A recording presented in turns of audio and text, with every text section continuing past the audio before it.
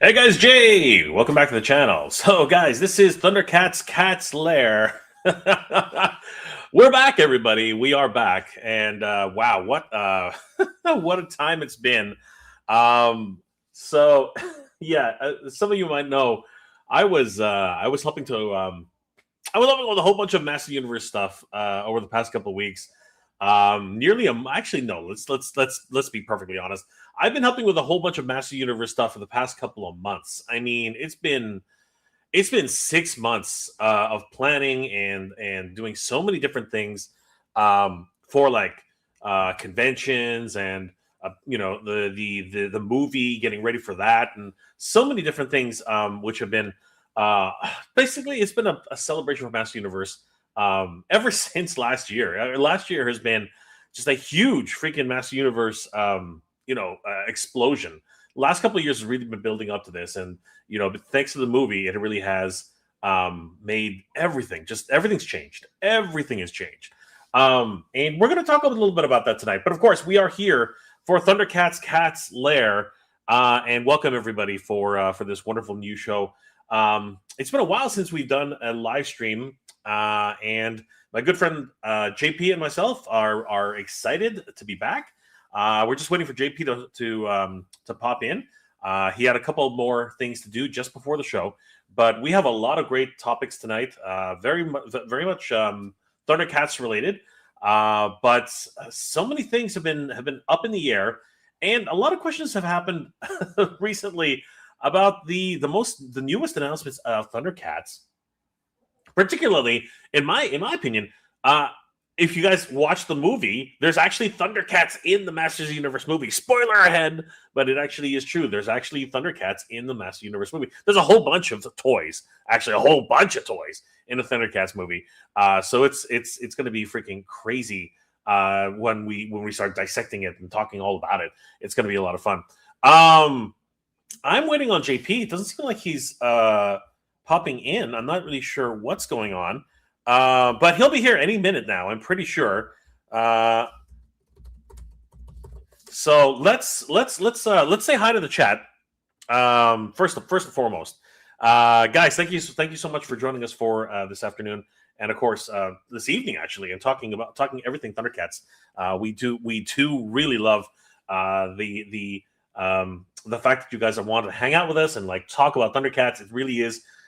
Aside from Master Universe, it is, of course, my number two, just very, very close, but it is my number two. Thundercats is my number two all-time cartoon property of all time. It's going to be freaking great.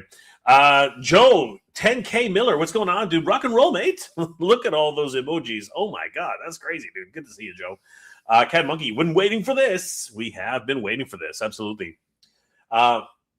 Arasung, what's going on, Arasung? Good to see you, my friend. I saw the He-Man movie the day it came out. It was fun. Awesome, right? It was so much fun.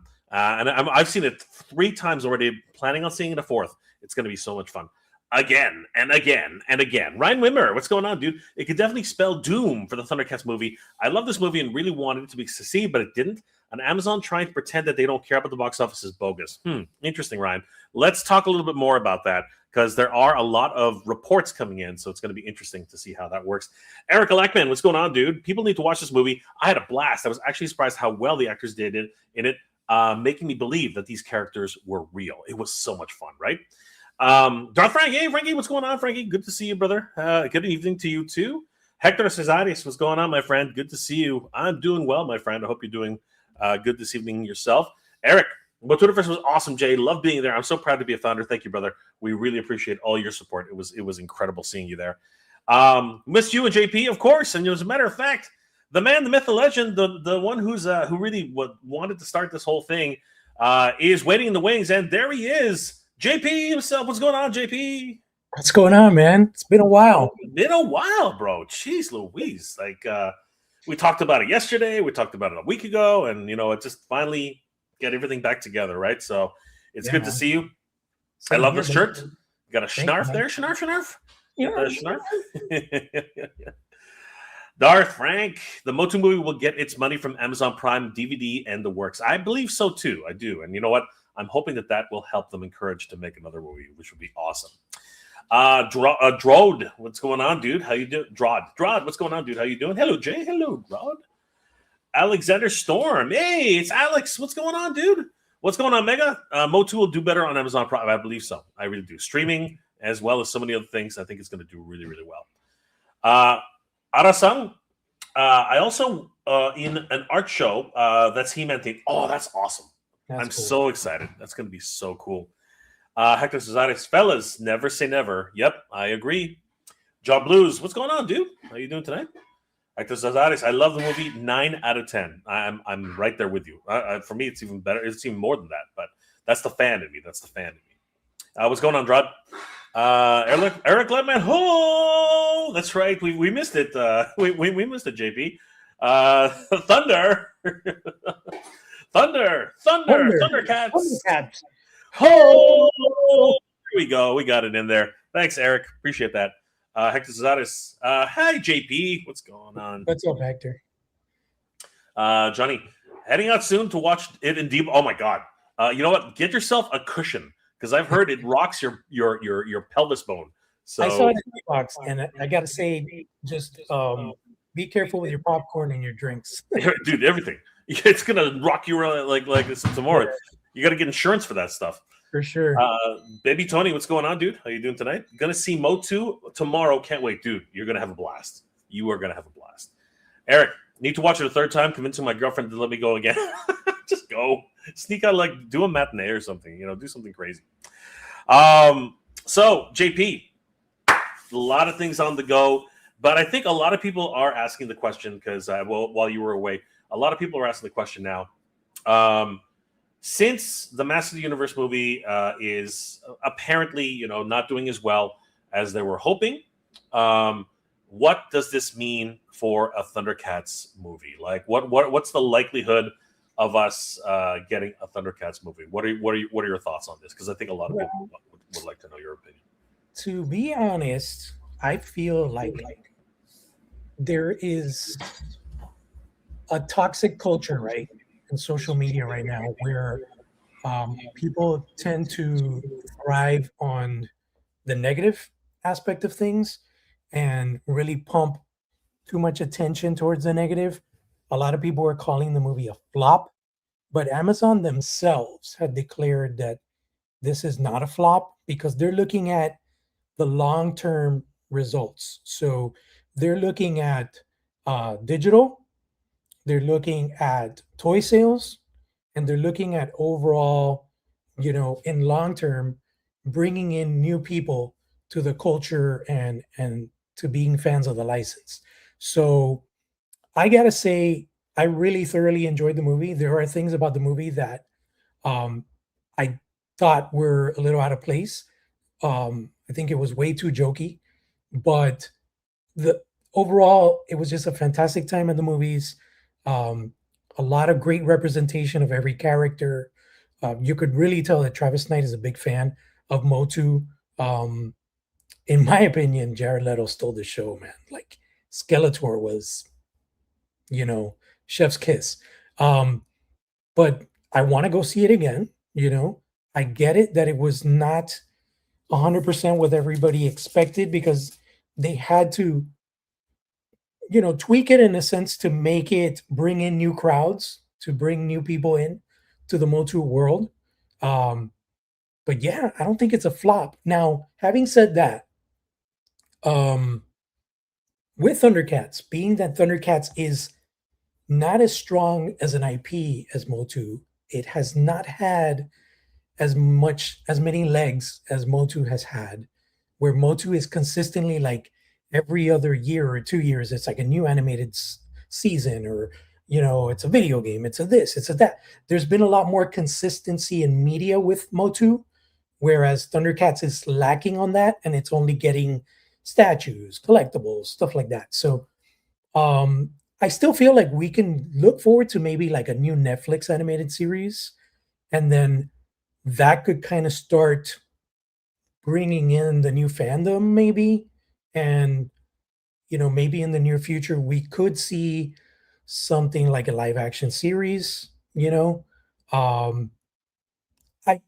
hate to say it, man, but I don't see a feature film for Thundercats in the near future, primarily because you got to think about it. Anthropomorphic cats in unitards with weapons.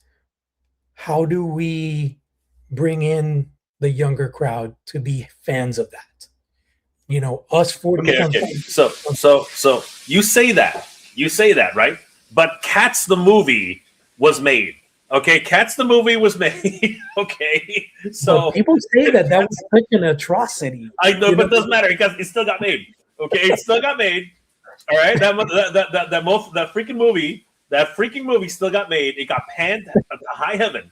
Don't get me wrong, but the damn thing still got made. You're talking about yeah, people in cat suits. You know what I yeah, mean? Like seriously, like they did the whole play, whatever the musical, whatever it was. They literally right, put it on film, right? yeah. If Cats the movie can become a freaking movie, then I'm pretty sure Thundercats the movie can be a movie. I'm Don't get me wrong, I hope so, but I've always been like really keen on being realistic. And as much of a fan as I am, I always like to balance realism and hopeful stuff. I hope so, man. I don't know if you noticed, and I think this is something that I really wanted to touch on was I want to say starting pretty much like right before they started doing the hard promotions for Master of the Universe and revealed the trailer and stuff, these rumors started surfacing about how Thundercats was still in pre-production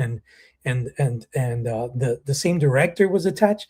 It's just all BS because when you did the digging and research, there was no new news since 2024. It's just somebody decided, got up one day and said, "Hey, let me make this viral. Let me make people think that Thundercats movie is still like a thing that's being worked on." And not to say that it isn't, but there has not been any official news coming from Warner Brothers, coming from I forget his name now, the guy that directed um, Kong Godzilla. Uh, there has not been any word about that guy still being attached to the project or anything. And I guess meshing that with the AI videos that people have been creating, someone was like, "Hey, let's get people thinking that this is coming out like next year." And I was the first one to debunk it. I was like, because as much as I want it to be real, I also have to stick to, I don't want to create false hope. That's a number one thing. People follow my page for concrete, verified information. I don't want to be spreading false rumors. I put AI stuff, but people know it's AI. I don't. I never put, "Oh, look at this test footage from Thundercats movie." No, it's just stuff that I'm sharing. I'm collaborating with partners and creators. People should know better. That's AI. You could tell there's a lot of discrepancies in the videos where some people disappear into the floor and hands morph, and you could tell it's not real. So, bottom line, I want to make sure that whatever I'm putting out there is not false because I don't want people coming back at me with pitchforks and torches. It's like, "Hey, this guy is telling us that there's a Thundercats movie happening and there's nothing." So I don't know if you agree with me, bro. Like, I want to be positive. I want to think it's happening. But it's tricky because the longevity reward system that we see that Amazon is looking at for MOTU is not necessarily something that is going to tie in with Thundercats in the sense that Thundercats is not being produced by the original company that created them. Thundercats does not have any current media out. Thundercats is not trending in the sense of like MOTU, where there's memes and there's constant videos. I mean, it's been MOTU mania in the last 2 months, and I felt strongly that we do need to keep representing Thundercats, keep it fresh in people's minds, let them know that it's an adjacent IP, very close, very loved, near and dear to MOTU fans as well. But I just don't see how the same success record with MOTU could kind of lead into Warner saying, "Oh yeah, let's do this. Let's put $200 million and do a Thunder." I don't see it, man. I see an animated series being more of a realistic thing. Yeah, but now it's not just Warner now. Now it's actually Paramount, right? So there's Is that official? Is that like 100%? The GJ, well, some government body, apparently in the U.S. they've greenlit the sale. So I think it's only got to go through a few more channels, and that's it. It's finished, right? The deal is done. Mhm. So Paramount will be the next, the one who really. I guess it's still going to be Warner Brothers. It's still going to be Warner Brothers, but at the end of the day, Paramount will have a say in it, right? Yeah. So it's going to be an interesting, overall arc on this, right? We'll see how it goes, but I think someone has to be brave enough to really, write a script which is believable. You know what I mean? One thing. Okay, so one thing that you and I think can agree on is, because you just mentioned it, is that Master Universe had to be treated for today's audience. You know what I mean? It had to actually be written in such a way that it could be palatable for a new generation, which is fine. There's nothing wrong with that. But as you said, there were a lot of naysayers out there. There were a lot of people who just did not want to accept anything that wasn't the original Master Universe, or anything that was, maybe people really wanted a violent Master Universe. You know what I mean? They wanted the extremes. You know what I mean? They weren't looking for something that could be for younger people, for younger audiences, for children. I think that they wanted something a little bit more grown up, a little bit more towards revelation and revolution. But that was never going to happen. You know what I mean? The highest possibility for success for this Master Universe film was to try and make it for today's audiences, and try to get as many young people to watch this film as possible. So that's a trick that has to be done with Thundercats as well. I think that you're right. I think that the way to go would definitely be to finish off a cartoon series. One thing about Master Universe that they really did well, and I think they did well on this, they put together a whole bunch of media prior to the movie, right? They had the Master Universe CG series, which didn't do as well as they would hope, but I enjoyed it. I thought the CG series was really, really cool, right? Cool. It got canceled before the last season, which again happens to many shows, right? But I thought that where they ended it was not bad, right? Yeah. Very much on a cliffhanger. Pretty, it kind of parallels 2000X when you really think about it. The Hordak arc was killed. You know what I mean? We didn't get to the Snake Men either, right? Yeah. But what they got was pretty good. You know what I mean? The Revelation and Revolution series, sadly, once again, there were a lot of naysayers. There were a lot of people who were like, "This is not my He-Man. Oh, Tila. Oh, blah blah blah blah blah." If you actually take the time to watch that series, you might actually be very, very surprised. You know what I mean? So it really is.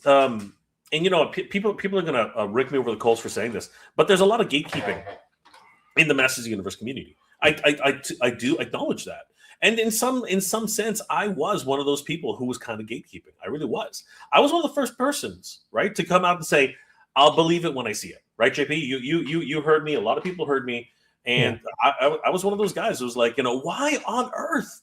Like, why bring it back to Earth? I was one of those guys, right? And I even said, I've been used to seeing I've been used to seing, like, in my head canon, it's always been the same thing. Duncan is a ginger adoptive father. You know what I mean? That's always been my head canon. And when I first saw the casting for Man at Arms, I was like, I know Idris Elba is going to slay this role. I said it. I said, I know Idris Elba is going to slay this role because he's freaking amazing. But I'm having a hard time seeing it, right? That's what I said. I said those words, right? And you know what? I'm so glad I was wrong. I really am. I'm so glad I was wrong. I'm so glad that, the movie turned out to be freaking incredible. It was it was an experience of a lifetime. And I'm not just saying that because I was at the premiere.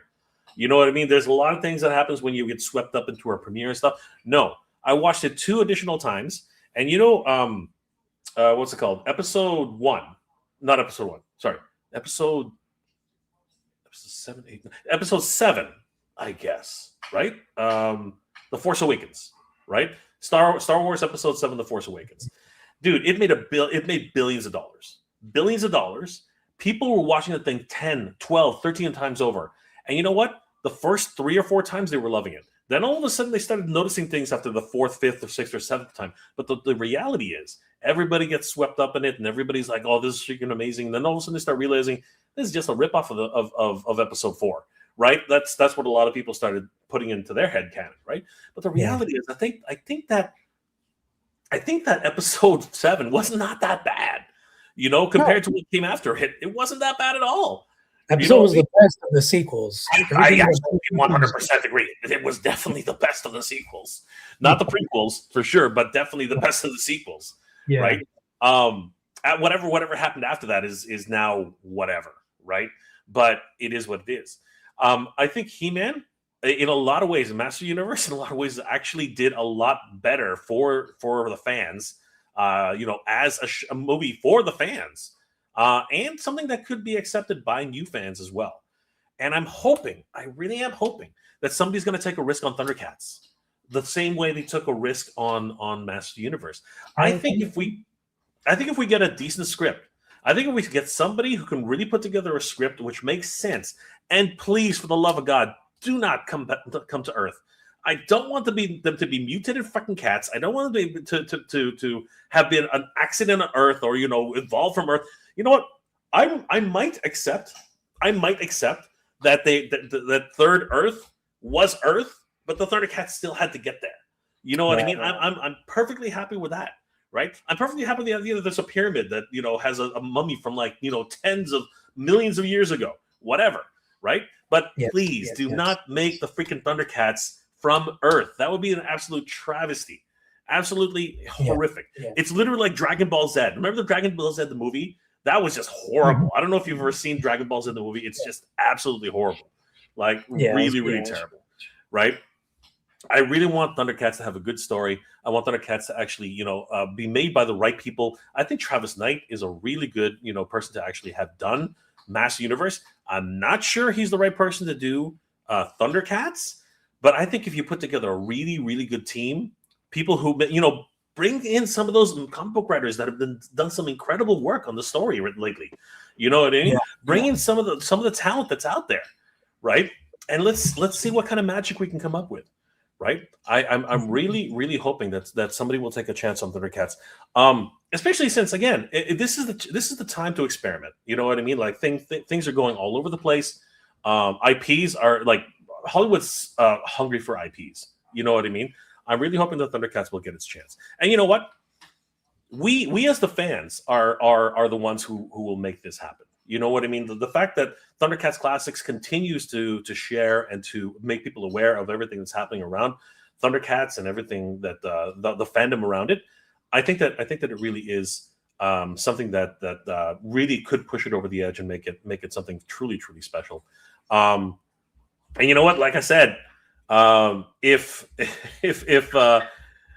we can see something like Cats the Movie, man. I mean, seriously, just as a quick reminder, everybody, this was a thing, okay? Once upon a time, this was a thing. This is so cringe. How come I'm not hearing anything? It's muted. That's why.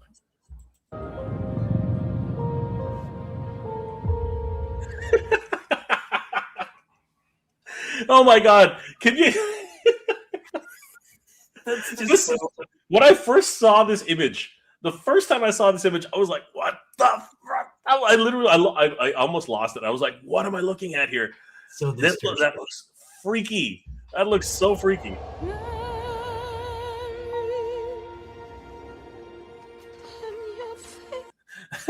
Then we see a whole these are true freaks, man. These are actual freaks. You know what I mean? Like this is just crazy. But again, this was a thing. This did happen, right? You didn't dream this, guys. This actually did happen. Oh, and you know what's really crazy about this? Remember Wily Kit and Wily Cat and Panthro, Lionel? Remember when they were all in Exodus? This Oh is yeah, what, naked cats. Naked cats. this is what it is, right? Like this. These cats are not wearing clothes, right? Naked cats. These cats are not wearing any freaking clothes, man. Like, see these spots? Those are Chitara's spots. You know what I'm trying to say? Like that's look. They're all freaking naked. They're all freaking. Yeah, it's disturbing. They are all freaking. They're all in there. Look at this one. Like, jeez Louise. Actually, that is a coat. She is wearing a coat there. I don't know whose coat that is. Did they kill somebody? Like, what is that? But dude, that is Chitara right there. You know what I mean? That is. Yeah. That is. I hear you, man. And it's one of these things, like you said, it got made, but I feel like musical type movies, musical inspired type movies. We have Phantom of the Opera, Guys and Dolls. This, for example, they're movies that are based on something that people have seen in Broadway, but yeah, the approach to it is completely like, oh my god, dude, this got made. This I think this was like, what was it, like $160 million like budget? It was like the CGI alone to make. Here we go. This is freaking crazy, dude. This movie got made. Can you know what? It had big stars too.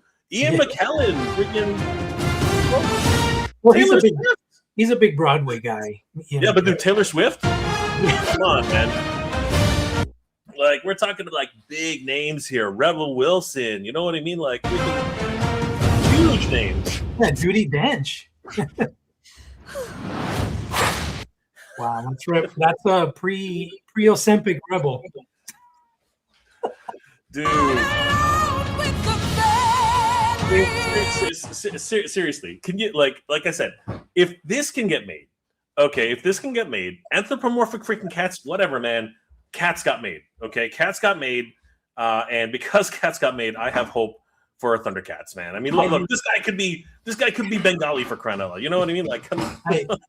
Dude, I love you for bringing up this argument, and that's a good argument. And I haven't really seen anybody address this, but it's true. Like, you can't really get any worse than this. So Thundercats would definitely be an improvement. Oh, Wolverine's got a good question. Wasn't Idris Elba in the Cats movie? Was he? Was he in the Cats movie? So somebody look that up. Let me see. JB, can you look that up? Was Idris Elba in the freaking Cats movie? Because, man, this is just killing me. There he is. Yes, that's Idris Elba, isn't it? Yes. He's the one that was wearing the hat in that video. That's Idris Elba right there. That's him. Oh, my God. You can't make this stuff up, bro. You cannot make this stuff up. Seriously, you can't make this stuff up. Wow. Seriously, this is the key. We got to find some director crazy enough to do something like, Cats.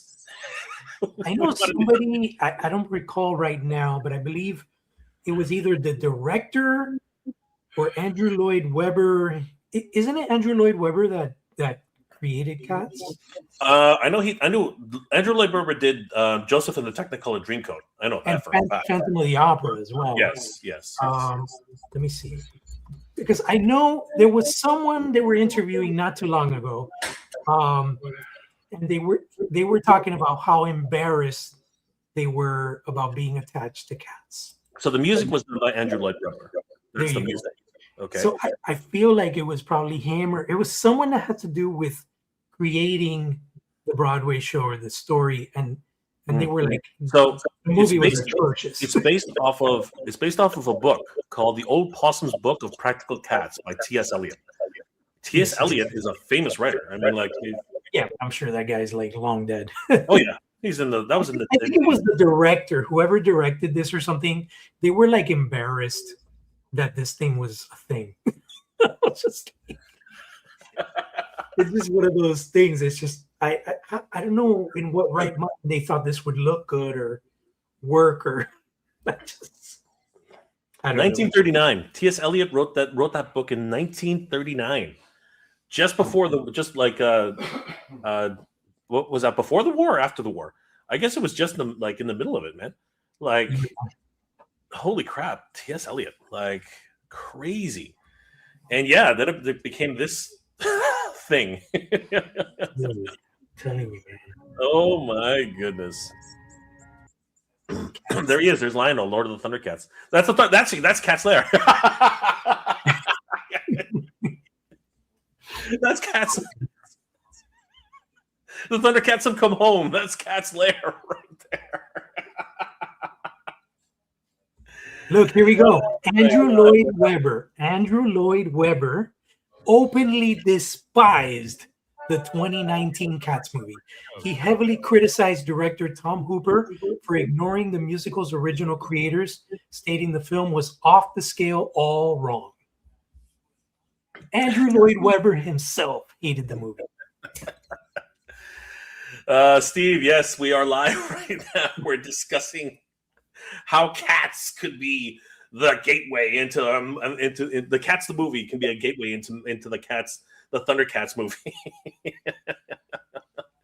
It's a very different approach in the sense of like, I feel like where Thundercats is and where MOTU is, it's a very different track record, because MOTU has always and only belonged to Mattel, whereas Thundercats was sold off in the 80s, and Warner Brothers has completely mishandled so many lost opportunities with having the power to do stuff with Thundercats. And now it still feels that way. It feels like Warner's, they don't know what they're sitting on. I think they're sitting on a gold mine, but I guess they don't want to mine through it to get to the gold. It's crazy, man. Here's the truth. Hollywood's always looking for the next big IP, something that they can attach themselves to. They have so many to dig through. They've got Mask, they've got Brave Star, they've got Black. If you want to talk about inclusivity, they got Black Star, arguably one of the first really visible minority. He was a freaking Native American who, like the same thing with Brave Star. Those two characters alone could really like hold their own. You know what I mean? Like they've got so many things, but they continue to just look for or create things or dig into the well of already existing IPs. You know what I mean? It's kind of like why would you try something like this? Scooby-Doo had like what 4 or 5 movies. Scooby-Doo did great.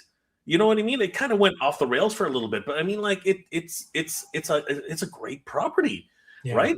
And you could see the same thing being done with multiple different IPs. You know what I mean? Like we have so many different great shows that really the Centurions, dude, freaking Iron Man ×3. You know what I mean? Like, come on, let's be real here. I would love to see visionaries become right? Visionaries or what's it called? You know what? Let's dig a little bit more to the surface. Warhammer 40K. I mean, come on. Cavill's had that license. Cavill's had that movie license for 6 or 7 years now. You know what I mean? But for whatever reason, nobody wants to take a chance on it, right? That to me is just crazy. Akira. How long have they been talking about Akira? Like crazy. I mean, what's it called? Battle Angel finally got made after they sat on it for decades. You know what I mean? It took that long. Akira is a movie that has to be made right. I mean, come on, you have a blueprint. Basically, just go scene for scene. You know what I mean? Ghost in the Shell got made, right? There's so many. It's like anime. They're taking risks on anime. Why? Anime is massive, right? The kids are huge into anime. Look, One Piece is live action. Cowboy Bebop had live action, which was whatever, right? But Bleach eventually had not Bleach, sorry, Death Note. You know what I mean? There have been so many different adaptations in live action, and you know what? Now they already have properties which are ready to go, and one of them being Thundercats. You know what I mean? And like I said, Cats was a thing. Cats was a freaking thing. If Cats can be a thing, I think that I think that Thundercats can definitely be a thing. I mean, come on, somebody's just got to take somebody's got to have a little bit of faith, right? And we have to have the right script and really see where we can go with this. I mean, I think it is really possible. One thing that I have to bring up that I've noticed and that I was really impressed by was how much love and recognition Mattel gave to influencers, social media people like Dan, like Jay, which is kind of more like a new kid on the block because Dan is like OG. Dan started doing YouTube stuff before I did. We used to go to Toy Fair together and all this stuff, but just that whole like exclusivity, the recognition. I mean, they even brought out the guy that did the meme video of "Hey, what's going on?" to the premiere. So it's like I wonder if Thundercats ever happens, would Warner Brothers roll out that red carpet for people like you and I, where it's we've been championing this IP for so long. You know what I'm saying? It's rough. It's so. I think that the toy connection itself, right? There's money there, right? There's money in the toys, but Amazon has their own, budgets and like what the money that's actually just spent to promote this film is not small. It's huge. Yeah. It's absolutely massive, right?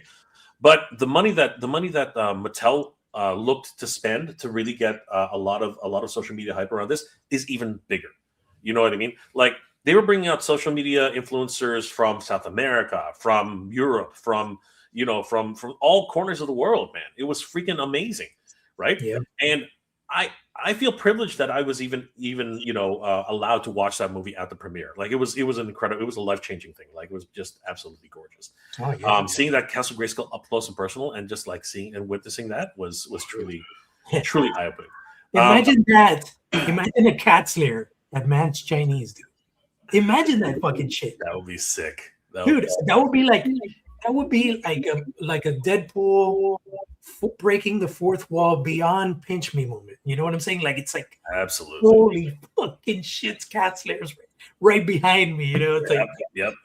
For all of us, man. For all of us. And we can all be hopeful, and I know that there's some stuff going on, in the back rooms. Some stuff is being worked on. Not necessarily movie, but there's some stuff in the works with people that are passionate and love Thundercats. How far that stuff is going to go, time will tell. But definitely, I think for sure, it's about damn time that we have a Thundercats convention, and that's something that we definitely need to work on to make happen, man. Because it's I think it's going to bring a lot more emphasis on how near and dear and how loved this IP still is, and also expose new people to it. So I definitely think it's something that needs to happen soon. Well, the fact that sword is hanging right above your head, I mean, it really does show that people still want this IP. People are hungry for this IP, and anything's possible. I mean, if Master Universe the movie can be made, if Cats can be made, I'm telling you, Thundercats can be made. And you know what? Let's get a third opinion on this because the two of us, we're two fans, but a third fan is never a bad thing to really get us another opinion and whether or not what Brick something wants to bring into the fray. Brick, what's going on, dude? Hey, let's fix Hollywood. Let's go. What you going, bro? How's it going, buddy? It's been a while, man. Good to see you both. It's been a while, JP. Good to see you. I'm appreciating the Thundercats conversation, and I have hope and I have faith. I do. I think it's a thing that's possible. But you see my comments about cats? No, what was it? Where was it? Justice for cats, damn it. The movie was terrible. But I grew like that was one of the that was a moment for Brick. That was a moment where like, oh, you can have people dressed up as cats and they can sing and dance, and there was some like 70s funk stuff, and I was all about it. Totally introduced me to like poetry. I read the T.S. Eliot books. That said, that movie was terrible. And what a failure in terms of sorry to go back to this, but I want to revisit it. they missed the golden opportunity to just do the whole cat videos, like make them real cats, like Jon Favreau's Jungle Book, right? People love watching cats do stupid things. Now make them sing, and there you go.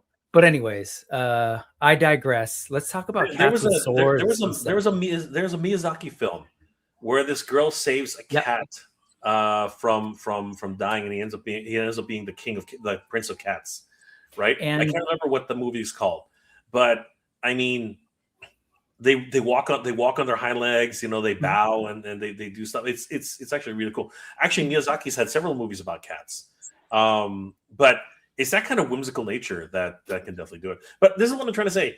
If that's it, is that the longest I'm going to get you on the musical? Okay, go ahead, bro. I'm kidding.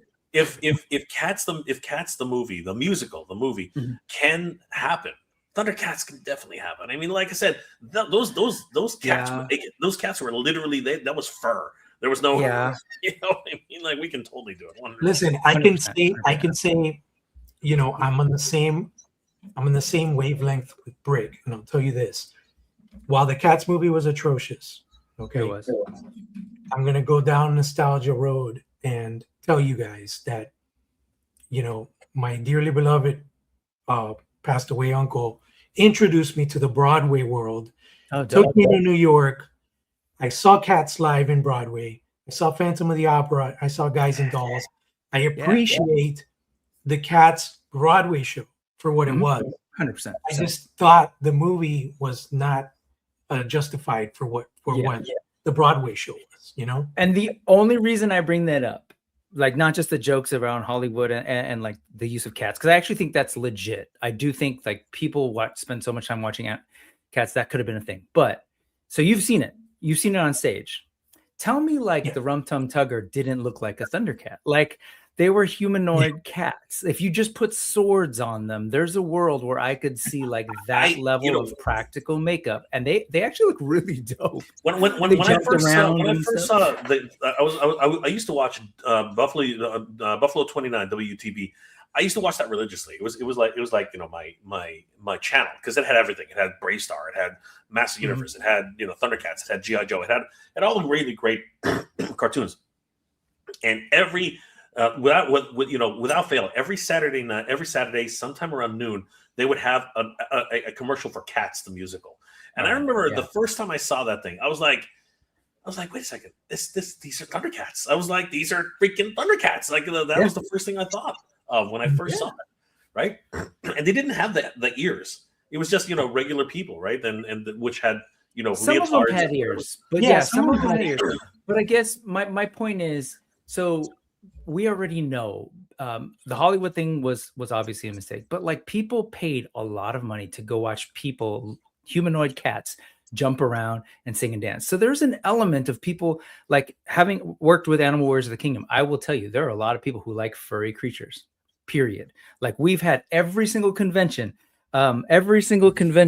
people have like shyly looked at stuff. And then eventually they approach us with like, hey, are you familiar with the furry community?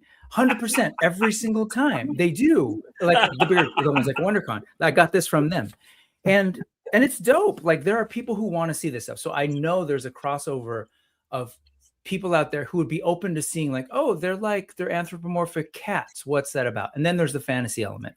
I just think there's an opportunity with that I think is maybe even more potentially appealing to people. The MOTU thing's a hard sell, and I'm surprised that it even got the attention that it did, because like it's like a big buff blonde dude running around. You know what I mean? Like there's an element of like, I remember when I first showed it to my kids when they were little, they're like, why is he naked?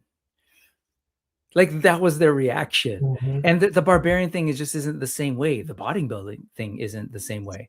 So like imagine if they're full on like cats. Like, wait, what are they? These tiger people, there's lasers. I think there's a possibility there, and I'm just begging Hollywood. Come on, man, let's go. I know where Brick is going with this. I know where Brick is going. The cats exist in Animal Warriors of the Kingdom because, you know, they have a spaceship, right? They have like they are part of the crossover. Let's go universe that's in there, right? They were just abandoned on Earth and they have to find their way back up there. You know what? I hadn't even thought about that, but you're right. If we get a Thundercats movie, about 5 years after that, Jason could easily sell a Animal Warriors of the Kingdom Netflix series just on the success of the Thundercats movie. Let's go. I'm invested. Sure, man. For sure. Optimus Torres, saludos desde Honduras. Good to see you, my friend. Yeah, Optimus. What's up, man? Good to see you, brother.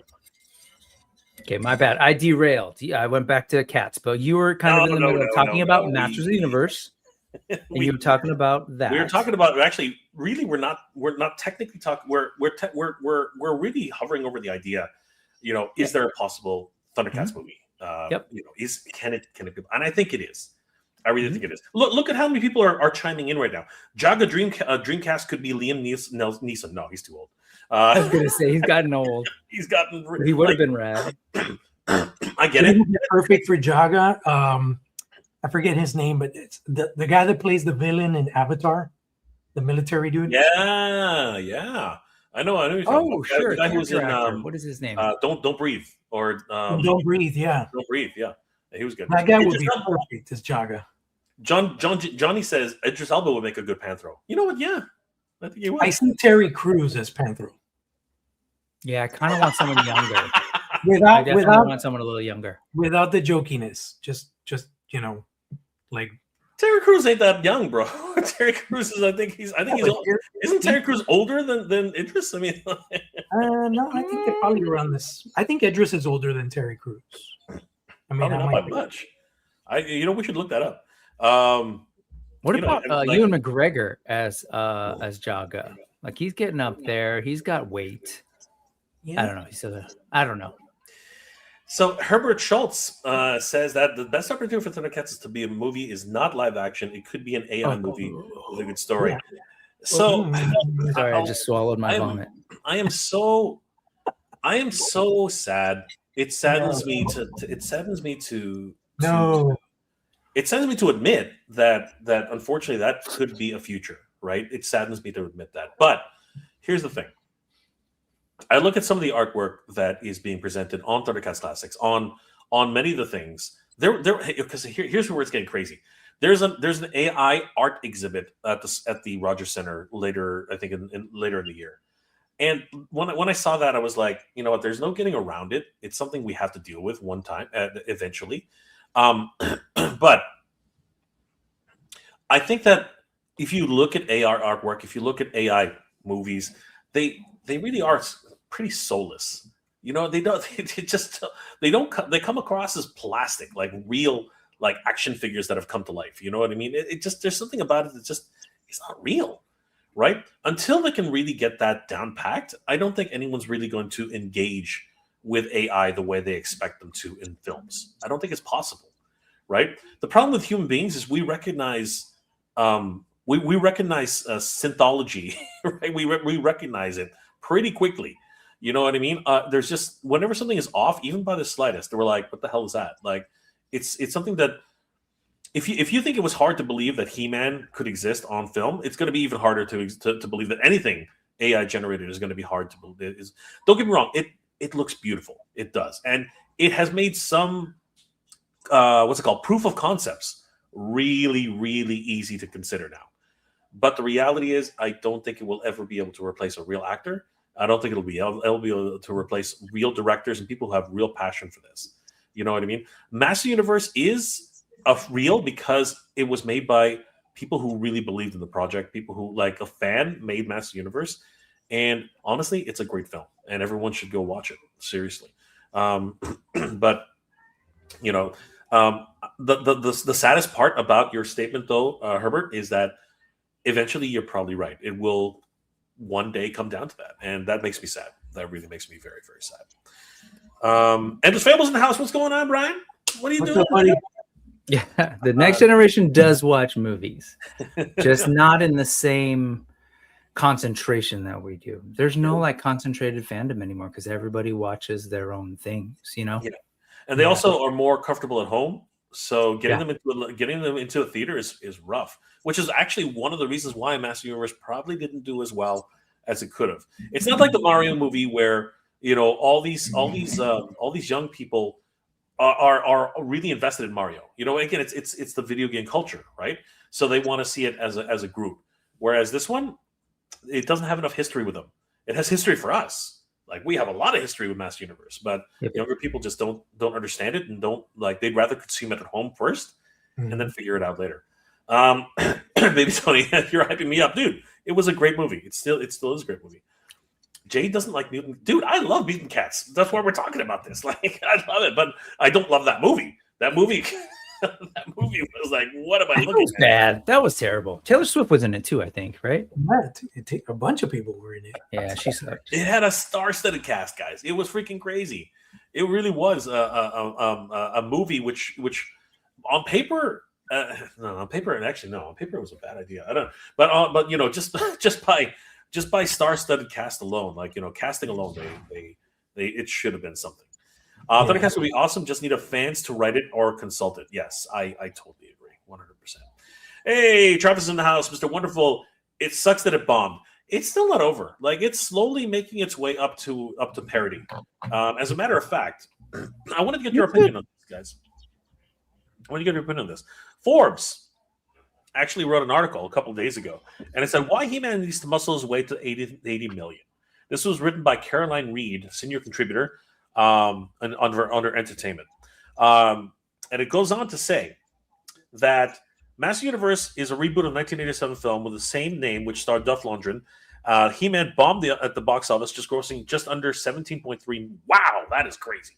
17.3 million. Interest in the rights was reignited in 2007 following a runaway success of Michael Bay's first movie about Transformers, another beloved 80s toy line. So here's where things get interesting. According to Variety, Netflix spent nearly $30 million on developing the live-action He-Man movie, but it canceled it in 2023, citing budget concerns. It left Mattel looking for a new studio, and Amazon became its real-life White Knight. Now, if we move in further to find out why they talked about it, here it is. Masters Universe was made in the United Kingdom, where studios get a reimbursement of 25.5% of the money spent in the country. All they have to do is incur at least 10% of the core costs there and pass points of tests to proving that they're worth it to the UK. And then it goes on to say that the Amazon subsidiary behind Master Universe is called Regal Leo UK Productions and is a nod to He-Man's royal lineage and MGM's Roaring Lion logo. The company filed its first earnings report, blah, blah, blah. 52.1 million or 4.5 million was spent on production, which was in line with their budget. It goes on to this is a lot of numbers here, but essentially it basically says that the 40.3 million doesn't include marketing costs, as they need to split that with the studio rather than the company. The 40.3 million is just the net production of the cost by the movie by the end of 2024, so it needs to gross at least that much in theater in order to break even at the box office. The share of the box office that theaters need to pay the studio is known in the trade as rental fee and is an indication of the typical level that comes from film industry consultant Stephen Follows, who interviewed over 1,200 film professionals in 2014 that concluded that the studio theaters keep 49% of the takings on average. So the actual company only takes in about a little over 51% of the take, which is probably closer to a 50-50 split. So, and this is the key, Master Universe needs to gross $80.6 million at the very least for Amazon to cover its costs at the box office. That minimum threshold will, of course, need to rise in line with the cost of principal photography and post-production. The $80.6 million is merely the first threshold of Master Universe needs to cross in order to break even. Variety forecasts the movie's total budget ended up about $170 million, and if so, would break even come close at a gross profit around $340 million. So what they're saying is that this is the number they need to at least make to justify even an interest in another Master Universe movie. And then in order to really get it over the hump, they have to make at least $170 million. And to really impress them, it has to make at least $340 million, which is not going to happen. I don't think it would be with the current number, with the current trajectory that it's at now. I think we'd be lucky to get even $100 million at this point. However, This being the second weekend that it was in the theaters, it did gross worldwide $86.387 million. So, and this is optimistic at best.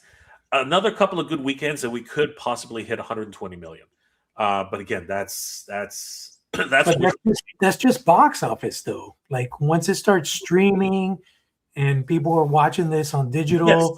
And then you got to think about all those damn popcorn buckets that sold.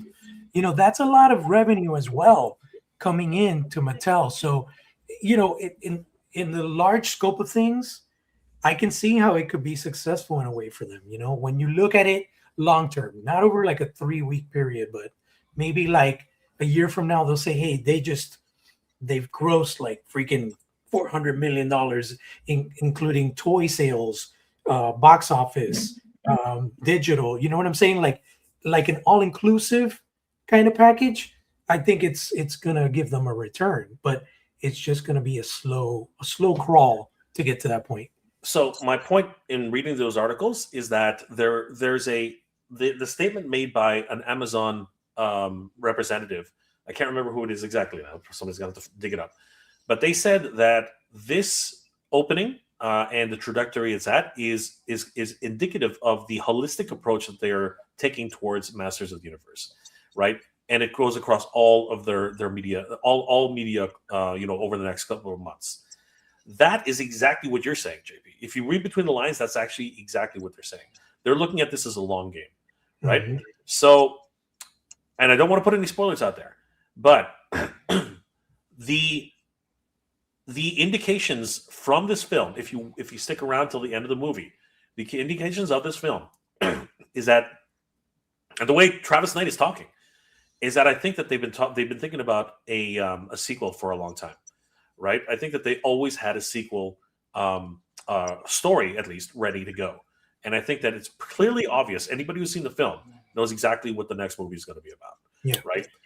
So it's going to be very interesting. And in a lot of ways, the reason why I think that they're looking forward to that future is because the property associated with that new movie, it has a young fan base already primed and ready to go.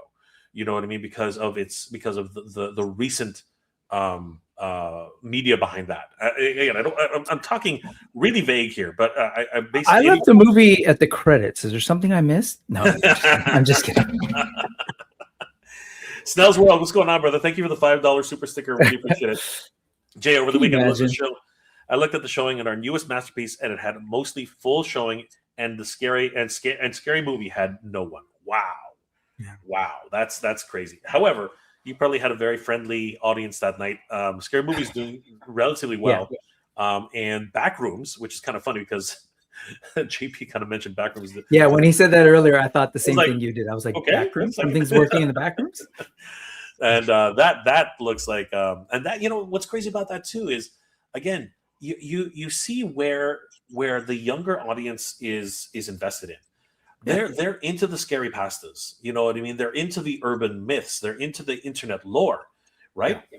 And it's no surprise why Master Universe and Mattel and Amazon are investing heavily in trying to reach as many social media influencers as possible, right? It's crazy. And I'm not going to lie. MOTU Universe really did benefit from this movie. It really 100%. Did. It was we would never have had this chance, right? Engaging with Amazon and GM and everything that happened this past 2 weekends ago, if it wasn't for this movie. This movie opened up avenues for us that would never have been possible, especially on a first year convention. Absolutely impossible. And to say that it worked, to say that it really helped us is an understatement. I mean, I posted a video. I don't know if you guys had a chance to take a look at it, but I mean, I really quickly. I posted this video, just showcasing the lineup that was throughout the day. Awesome. This was crazy, right? It started at 9:30 a.m. Look at all these people lined up at 9, and they were there since like 8 in the morning. You know what I mean?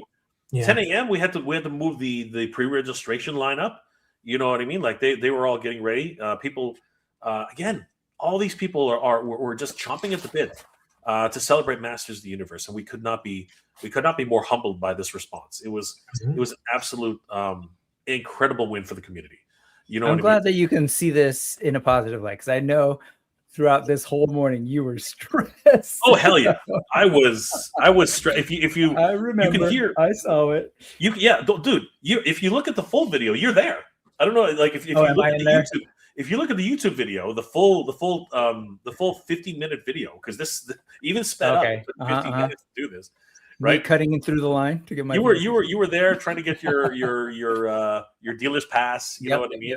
And I totally get it, but I didn't want to center you out. But this is the kind of response, like, and Amazon. No, correction, I was a seller. But I was a founder. So I had heard from folks that you better go get your founder stuff. And I was like, okay. So, to clear the air. Absolutely. Founder. But it was so much fun. And yes, there was a lot. It was an organized chaos. I'm not going to lie. It always happens at conventions. But that's what it is. Well, here, I know we're talking about the MOTU movie to kind of talk about the possibility of Thundercats. I will say that absolutely what I saw at MOTU Universe is not that we had to be reactivated, but there was this sort of reconvening of the Masters of the Universe fan base, and it was, man, the energy was palpable. Like, and a lot of it had to do with the location, the fact that you had access to like all these big names of people that have been involved in the property over the last couple of decades, right? So you had people from the earliest toy development stuff like Rebecca Taylor, to you had Mike Young there, kind of in that middle period, till Ted Biaselli and Tim Sheridan, to like Revelation, and then the current comics. Like, it was like the whole gamut, and I missed a bunch of people in there. The point was, like, we weren't in there going like, oh, the stuff that you like sucked, and my version of the MOTU's better. There was none of that. It was like, hey, we love this thing, and we're all in this moment excited about coming together, talking about all this stuff, while also celebrating, like, hey, in a cup for those of us at that time, unlike the the VIPs like this guy, we hadn't seen it yet, and we were waiting for this movie.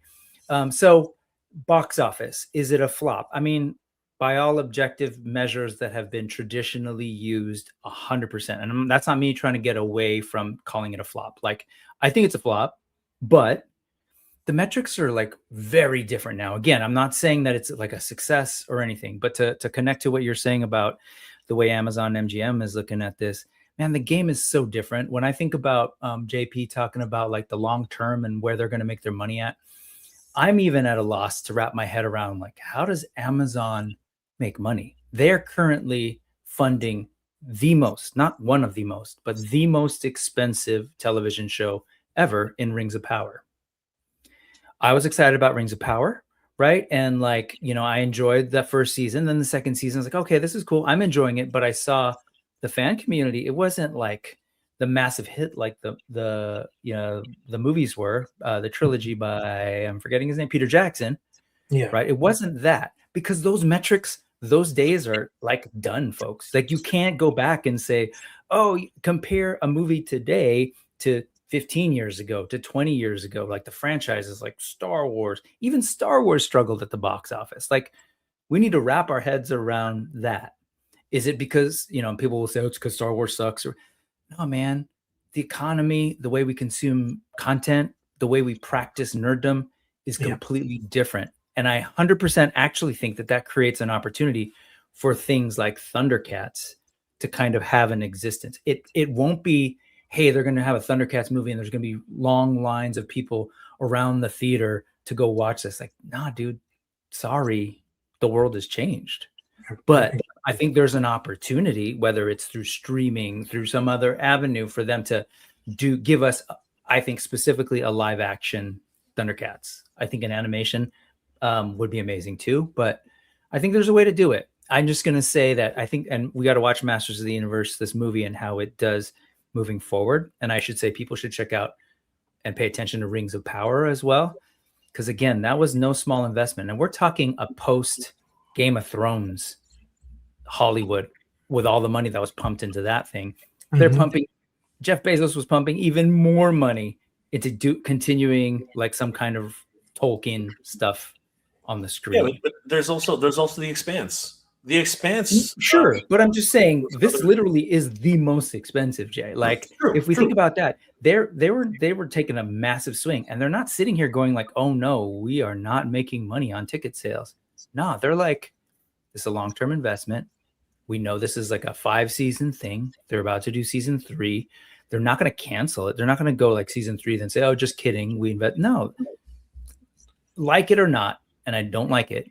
There are people in this world currently that have way too much money to burn. And like the whole Amazon Prime thing is literally Jeff Bezos' like pet project to try and like, yeah, I want to have an entertainment company. And I don't think he's going to like, he's not going to quit. Like a lot of these people aren't going to quit. You know what?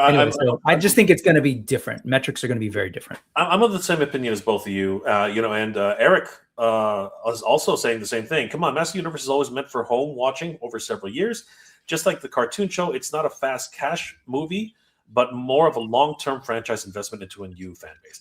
And you know what? I can definitely see that, right? And as I said, I think I mentioned it earlier in the show, the way the younger people, consume their content. Honestly, they like to be comfortable. They like to be in their flip flops. They like to be in their snuggies, pajamas, dude. They're wearing pajamas 24/7. Man, my students come to school in pajamas. Yeah, it's and crazy. Crocs. So you know what? I'm eager to see how, as a lot of us are saying, the streaming numbers are going to go. I'm eager to see how the DVD sales are going to go, because apparently the DVD already sold out twice now, like in several Amazon orders. Depending on which country you're ordering it. Do they still make DVDs? I was like, wait. I was like, sorry. Blu-ray, right? Blu-ray, okay. sorry, Blu-ray. Like, that's a thing. Yeah, I think DVDs. But are they do. They, believe it or not, they still do make DVDs. Yes, they still do, because it's a cheaper Walmart gift to give away. You know what I mean? Rodimus Prime. I just saw it today and I loved it. I'm going to go see it again. Good. Absolutely. See that? I hear that a lot, which is great. Tube Top. I saw the movie, and I'm the target audience. It could have been a great movie if they had leaned more into the dad-son relationship. If the king turned around and saw his son turn into the proud He-Man, that's debatable. There's a lot to take away from how the story was written. But I know what you're saying. I know where you're coming from. But to be honest with you, if you really look at the progression of what Adam has become, Adam was always, as they said in the movie. And I don't think I'm spoiling anything by saying this, because it's been part of Adam's actual mythos from the very beginning. Adam is the antithesis of what empathy is. In his own being. He's always been the one to be compassionate. Even in Revelation they said the exact same thing. As a matter of fact, I was on with the Attorney of Four, and Shane basically talked about how he thinks that there were certain key moments and key aspects of the movie that were borrowed from Revelation and Revolution, which I agree. Yeah. Right? Yeah. I can see it. I can see the parallels, like almost 1-to-1. Steve, I dipped out. Let's hope Brick is real about this. Brick is always real. Brick is. And if I'm not, what's going to happen, Steve? I mean, come on, man. Let's smile on the internet every now and then. Steve's pretty critical, and I got you. I appreciate that about Steve. Music was wrongly chosen for a few scenes. His awkwardness should have been gone after he transformed. No, that's impossible. No one's awkwardness can just disappear because you become the most powerful. As a matter of fact, I think it enhances the fact that you become more awkward. And so I think that's something that we also, I want to go back to Revelation a little bit. That the beauty of it in Revelation is that no, it's not about He-Man. It's about you. The reason you showed up in Preternia, right, the way you did, not looking like the buff He-Man, like everybody else that was there. You showed up as Adam because that was the hero. It was Adam. And so that awkwardness, that's Adam. Like, I appreciated that, actually. Yeah. So did I. He-Man can't be like a construction. He-Man can't be like a magic, like I am perfect now. Otherwise, it just discredits who Adam is. Then exactly. Why Adam? Exactly. Anybody can do it. And I appreciate that. You like here's the thing about, like, it was the same thing with Captain America. After Captain America got his powers, he was still the same. Like, the whole point is you don't change who you are. Yes, you get a little bit more confident. Yes, you get a little bit more powerful. But if you actually allow yourself to become that which is really the problem, which is exactly the whole point, then what are you? You're just a sham, right? You're not real. Future Warrior, on my 6th time seeing MOTU and loving this movie. Every day it's a full-on love letter to the He-Man mythos.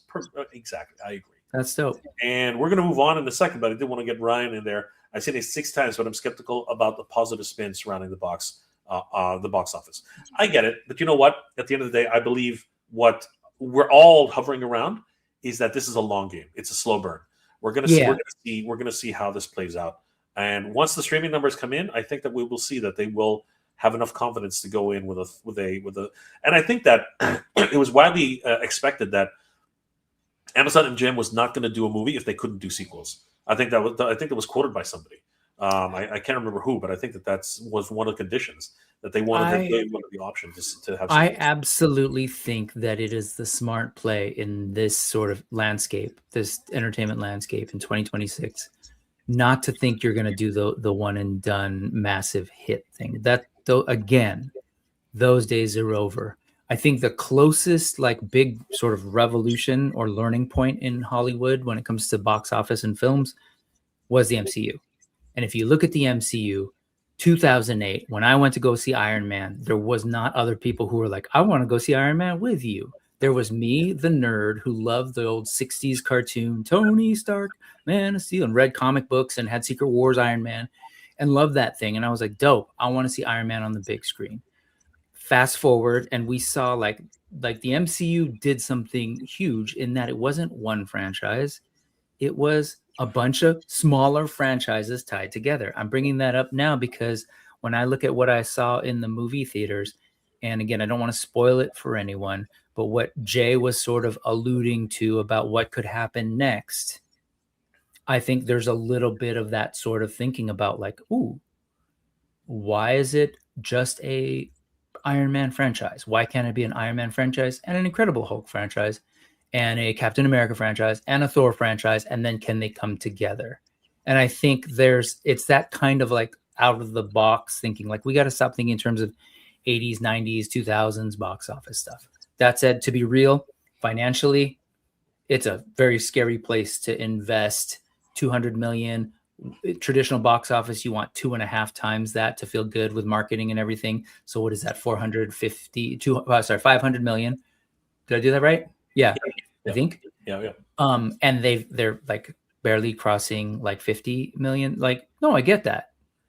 That said, we're dealing with people, again, Amazon, MGM, who have way too much money. I go back to Rings of Power because what is he made on that? Everyone's when I was hearing you, even JP say in the long term, they're going to make money. I actually don't know, because are they making money on new subscriptions to Prime? Because Prime's free. So for most of us, who's going to be oh, I want to pay for Prime now because MOTU's here.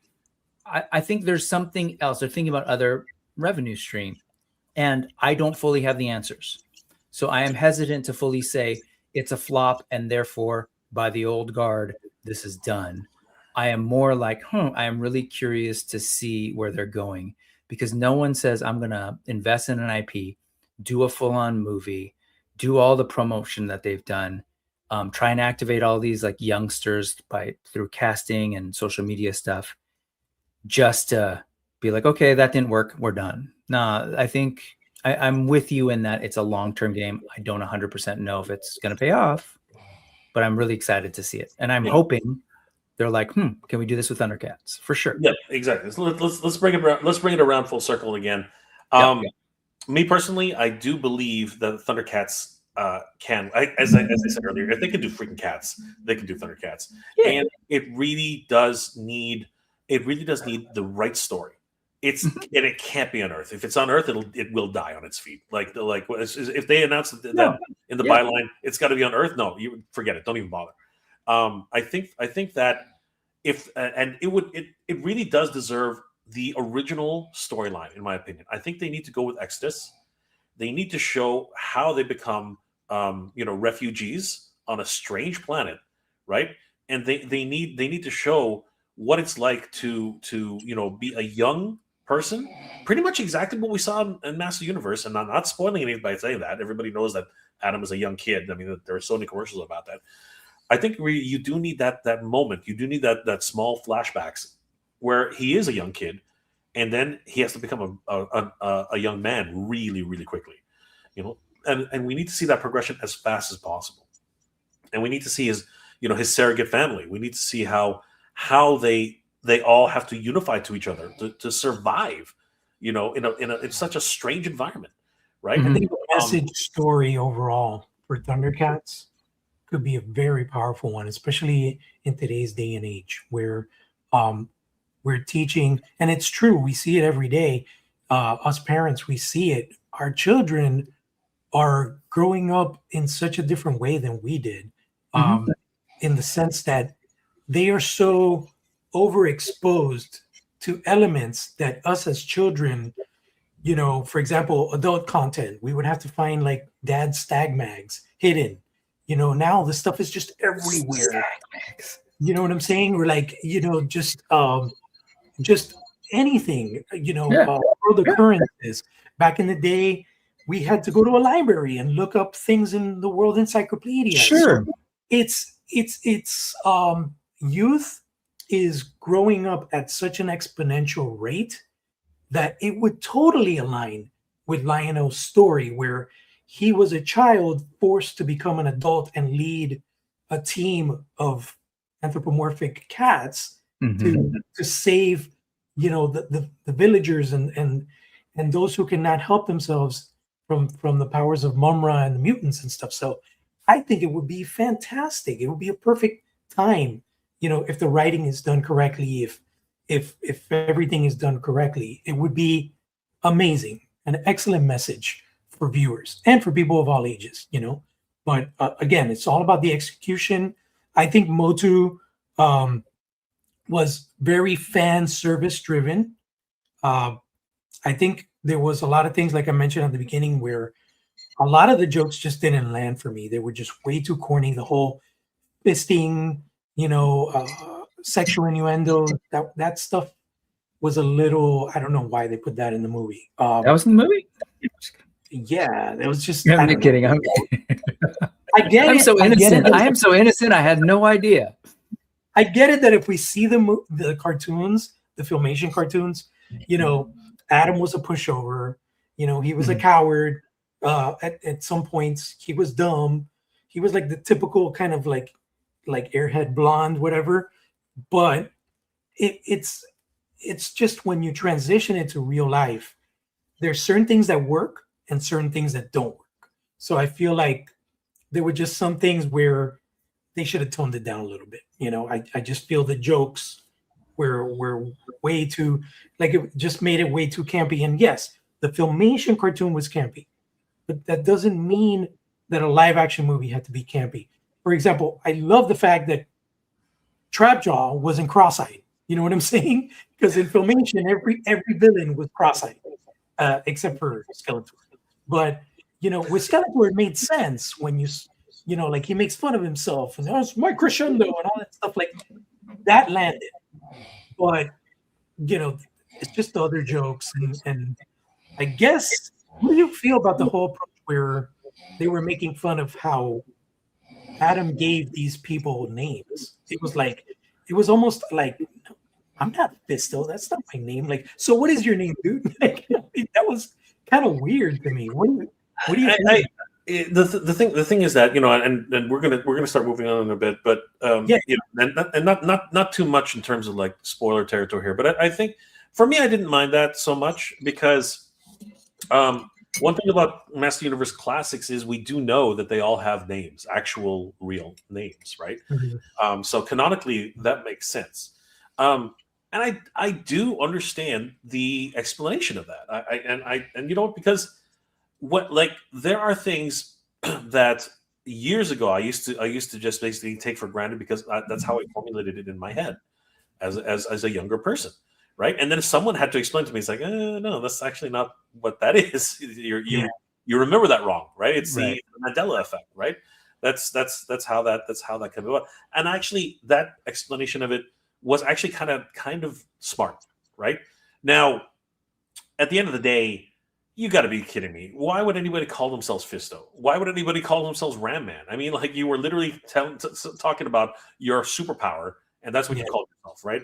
I mean, it's pretty on point when you call yourself Superman, right? You're calling yourself Batman. Why? Because you're just like a bat, right? So at the end of the day, superheroes, the Flash, this is iteration Wonder Woman, you know what I mean? Like alliteration, you know what I mean? Like these are the things that were born out of the time, that they were written. But here's the thing: pop culture is such that we accept the things which people gravitate towards.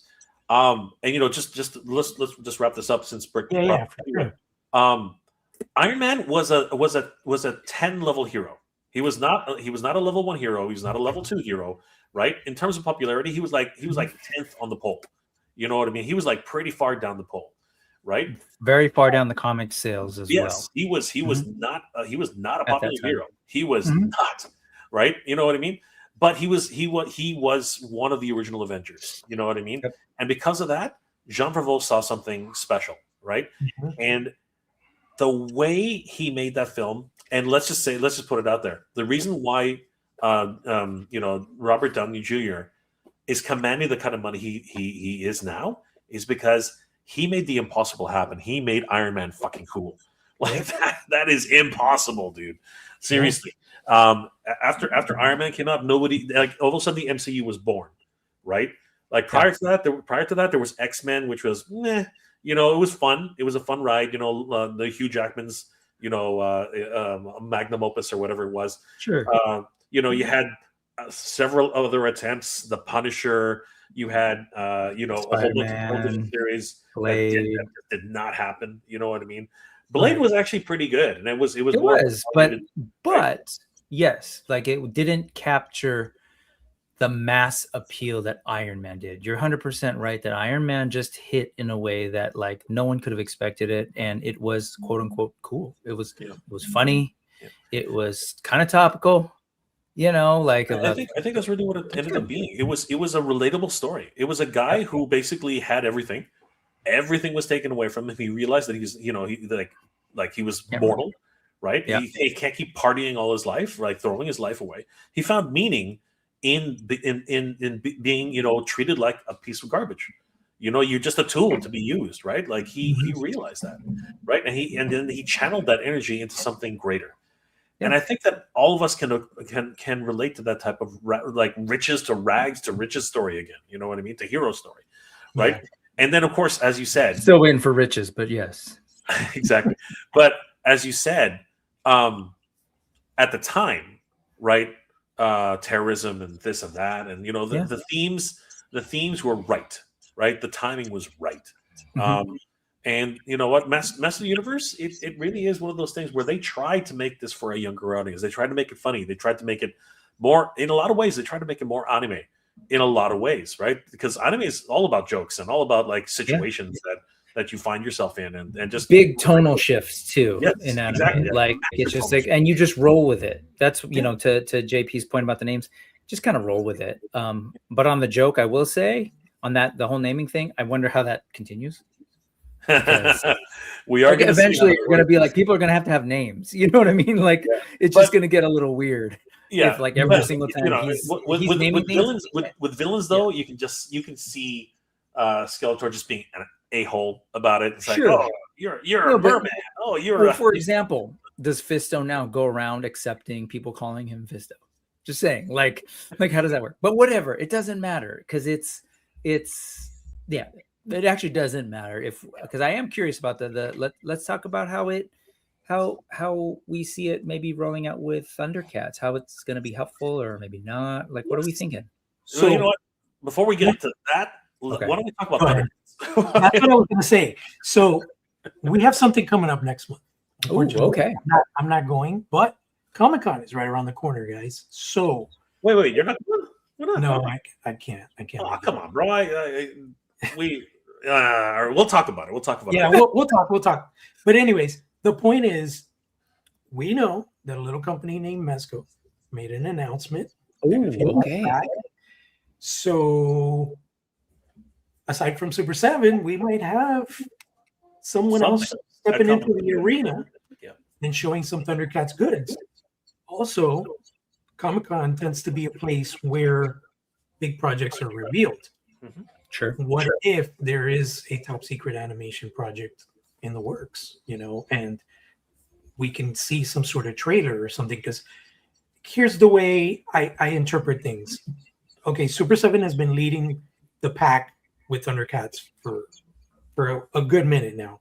They gave us Cat Lair. They gave us a shit ton of figures, right? 1,100 Lionos, 12,000 Mumras. But we also have Iron Studios in the ring doing awesome statues. We've got our friends at Mondo that have been tackling the 1/6 scale line. So far we've got 2 figures out the gate, Chitara, something else that hopefully gets revealed next month, and then You gotta come, man. If it drops, you're gonna kick yourself. You're gonna kick yourself so hard. It's gonna be. We'll have a sidebar conversation about that, but here's the thing. So, and now you got Mezco, right? So I feel like companies are not stupid.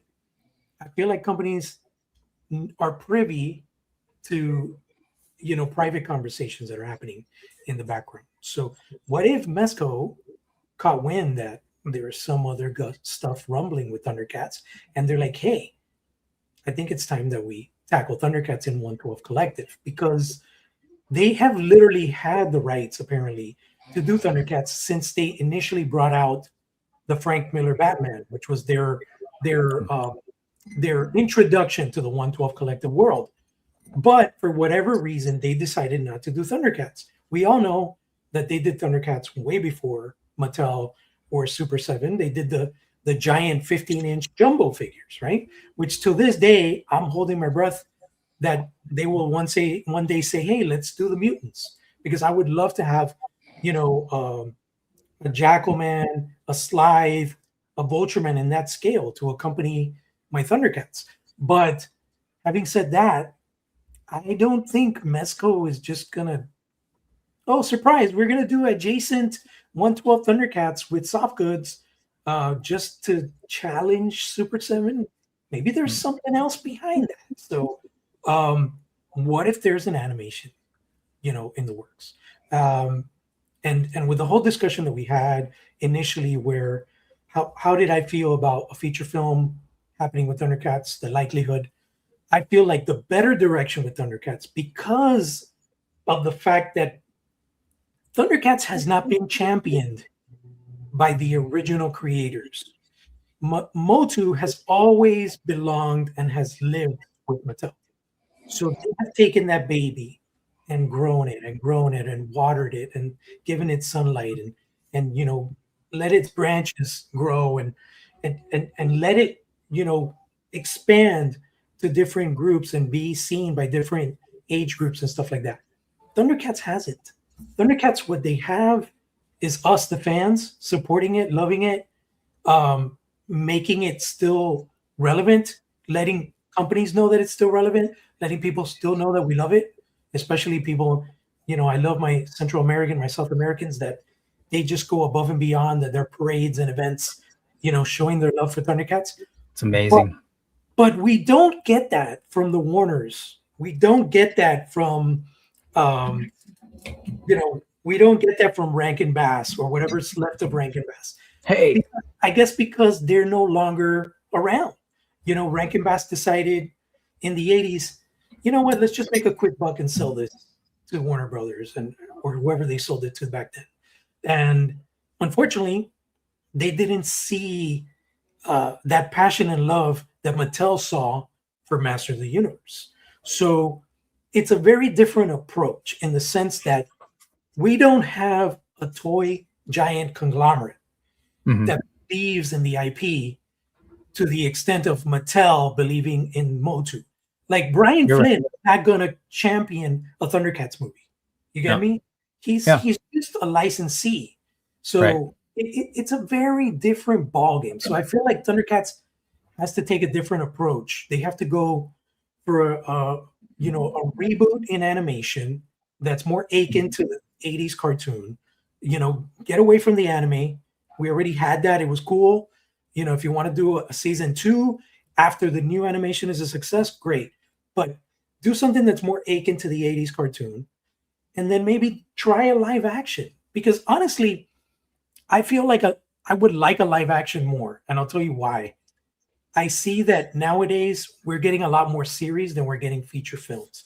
Perfect example is my all-time like huge love for God of War. I absolutely love the game. Oh. Played the first one.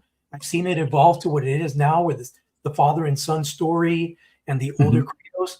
But man, if you could take that approach with an IP that's so beloved and give it a lot more love, because when you do a feature film, you're basically condensing all this amazingness, all this narrative, all this story into 2.5 hours. Whereas in a series, you can give it 10 hours plus of love. You know, I feel like I would rather get that kind of exposure with Thundercats than a crammed up, sped up, like just mishmash of content in a feature film. And that's where I stand with what I see a future for, as far as the future of media and the evolution of Thundercats for media. I'm with you. I like a lot of what you just said, because first off, I think you're right in terms of the history of the franchise and the way it's sort of been carried by Mattel versus what's happened with Thundercats. The only thing I might sort of like point out, it's not even to disagree with you, but I will say, because you're saying, okay, instead, what if, to bring back Thundercats, you started with a series or an animation, basically start smaller and let people really get to know and fall in love with this world, not just the fan base, but new people who are looking for that. What's that new, cool thing to stream that's, fun sci-fi, but has maybe some old tie-ins to some stuff from the 80s, whatever. And so I could totally see that. I think that is absolutely the smarter play. And it I think flows with what I was saying earlier. Like the box office hit thing, I feel like is a thing of the past. And it's going to take a while for people to kind of recalibrate, Hollywood in particular, to recalibrate and figure out how they can sort of like build up to getting those large box office numbers again. That said, the thing I noticed though of what you said that might have been missing a little bit is that Masters of the Universe did the exact same thing. Like we can't jump from say 1987 or Filmation or whatever to now. We can't even go from there to Mike Young to motion picture. Like it took CGI cartoon, it took a Revelation mini series and a Revolution mini series, right? So like there have been starts and stops, and they have tried to nurture it in the way you're saying. And so I think maybe it's less about like they need to do something different from Mattel, but maybe they have to look at what Mattel did and give it that same shot. Maybe not the exact same way where they're going to like have two competing things going at the same time, but really think about like, okay, if the world is all about streaming now and it's all about like getting that viral energy behind a thing and trying to get people to, I'm thinking of things like Squid Game, right? And what a phenomenon that was. And everyone's like, what? There's this drama out of Korea, right? That has its roots. Like people are all watching this now. So if you think about like that kind of activity, or maybe even something on a smaller scale, I don't know. Have you guys seen Blue Eye Samurai on Netflix? Yeah. That's amazing. Fabulous animation that really hasn't penetrated in the same way that say K-pop Demon Hunters, right? Very different deal. But I'm with you on like wanting to see, I would love to actually, yeah, you sold me. I would rather see an animated show, mainly because I think to get the costumes, the special effects to the point where like even I would want to watch it and it wouldn't look cheesy. I will say like even the MOTU movie, I struggled with the computer animation. That's just me. I just felt like it was a little too blue screen heavy. But dude, animation, that's the way to go. But really give it the love of I don't know. There's some great things out there. Like Dragon Prince is really great. Arcane is fantastic in terms of animation. Even Lucasfilm's latest animated show, which like usually I'm a huge Star Wars fan, but man, trying to go back and watch some of the old shows, like my kids are on the other side here watching Rebels, and I sat down with them and I was like, man, I can't sit here and watch these when my action figures look way more interesting and cooler than the art direction of like what I'm seeing on the screen. They look like little clay people moving around. Like, so they need to step it up a little bit in terms of the animation, but give me even at this point, a mini series, kind of like a Revelation, maybe, right? Like 5 episodes, whatever, something shorter where they can really nail the story. What do you think, Jay? Yeah, we're definitely going to move on, but I will just put a bow on this one. Okay. I think that you're right. I think both of you are hitting it right on the nose. I think that they need additional media to enforce and basically bring people back to understanding what Thundercats is. I don't think enough people understand what Thundercats is. At least not enough of the general public really has a connection with Thundercats. Yeah. I think that Mass Universe, everyone at some point, because of the memes, as JP brought up in the beginning of this episode, the memes really have kept He-Man alive. Whether it's yes, until next time, right, or hey ya, right, like those things have actually become part of the lexicon of the meme culture, right? Sure. You really don't see Thundercats ho. I mean, it's there, right? Every now and then, someone's going to throw it up there, but a lot of the people are like, "What the hell is that?" Like they don't get it, right? Yep. There's not enough of that type of culture surrounding Thundercats to really get that recognition. So what we need is we need another series. And you know what? 2008 or was it 2009? 2012. Okay, 2012. Excellent show. We got close. And unfortunately, because of the way television was back then, it just did not. The time slots. Yeah. Right, it just did not hit. It got moved from time slot to time slot. And people just could not figure out, how to watch it consistently. Mm-hmm. And it never even got a proper Blu-ray or DVD release. To this day, it still has not really gotten anything. Same thing with Master Universe, though. This latest Master Universe Filmation release is going to be one of the most complete compendiums that's going to be available to fans. So, and even then, it's hard to watch Filmation. Again, if you thought the movie was campy, it's really hard to watch. I can't watch it anymore. Just so you know, I can't. There are a handful of really good episodes which everyone can always watch. But the reality is, 2000X, which needs a new compendium, that is something that really needs. That's so hard to find as well. It's frustrating. It's impossible to find. It's impossible to find. I found season 1 here in Canada somewhere. Right, somebody had it at a toy store, the toy show that I was at. But that was I only saw season. I did not see season 2. You know what I mean? Like that was limited edition, which was like I think it was like a Comic-Con exclusive. They only sold it there, and it came with all 3 Blu-rays, and it came in like a Castle Grayskull package. Yes, the beautiful. I had that, and it's one of my graves. You know so, what? Jay, can I ask you, where do you land on animated versus live action series? Those are 2 different things. I mean, I mean, what would you want to see? What do you think might work in 2026 for Thundercats? To be perfectly honest with you, animation is the way to go initially. Mm-hmm. It really is. Live action, as much as I would like it to, it is a commitment, man. Here's there are 2 trains of thoughts on animation, on animation and live action. First of all, you need to have actors who are committed to have 2 or 3 years. You know what I mean? To be able to just commit 2 or 3 years of being on a show. And if they get opportunities later, they might just say no. I mean, look what happened with Henry Cavill. 100%. He was on The Witcher for like the first and second season, and after that he said, "No, I'm done." Right? Yep. And then you had to bring in one of the Hemsworths, right? Mm-hmm. Which was fine, right? But the reality is it takes you out of that moment. I mean, you get used to one actor and then all of a sudden they have to bring somebody else in. Sometimes it happens, Harry Potter, unfortunately, actors do move on; they pass away, right? So those are circumstances that also are possible. Whereas with animation, you can find different actors to replace other actors with very little. Some people don't even realize it. You know what I mean? Avatar is a really good example of that. Mako, he passed, before the final season, in the middle of the final season. But you know what? They did a good enough job that it was okay, and they even recognized it in the show. Oh yeah, incredible! I cried. Beautiful. Me too. I remember seeing the Rest in Peace Mako. Dude, I cried. I'm not even going to joke. I cried because he's always been a great actor. I'm with you. Right? Conan the Barbarian, RoboCop. was it Rising Sun? You know what I Yeah. mean? Like he's just a legendary actor in that right. But in terms of like how is it going to hit people? Kids love anime. Young That's people where I'm going love too. Yep. anime. Anime is the Yep. key, right? Hollywood is looking to anime for live action now, right? It will eventually. It's a natural progression.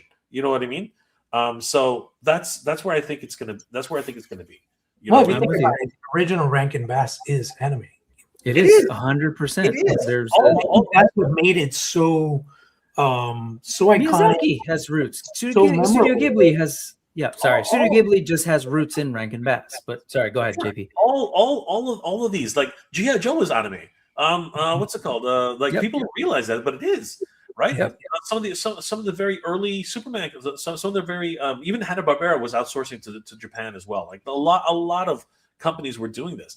Filmation, ironically enough, was one of the only American-based animation studios for the longest time, and they held out for a long time before they had to, unfortunately fold up, just like so Well, many others, right?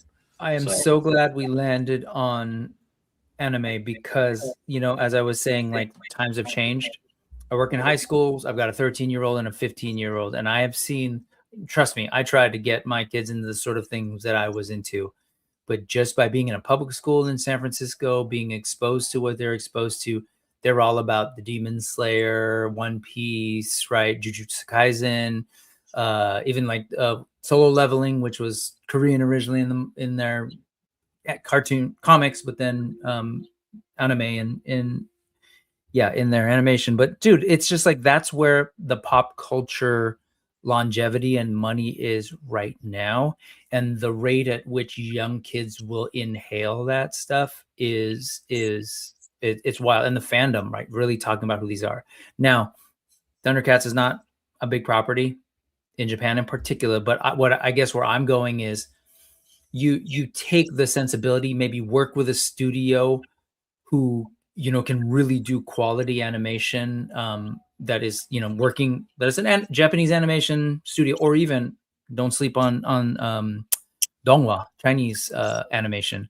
But I think that's the way to revive a property like Thundercats and really take that sensibility and think about like things like, man, I'm imagining like Frieren, like there are these great shonen and seinen like anime, the way they treat the main character that would work perfectly for Lion-O, 100%, and sort of him interacting with the team.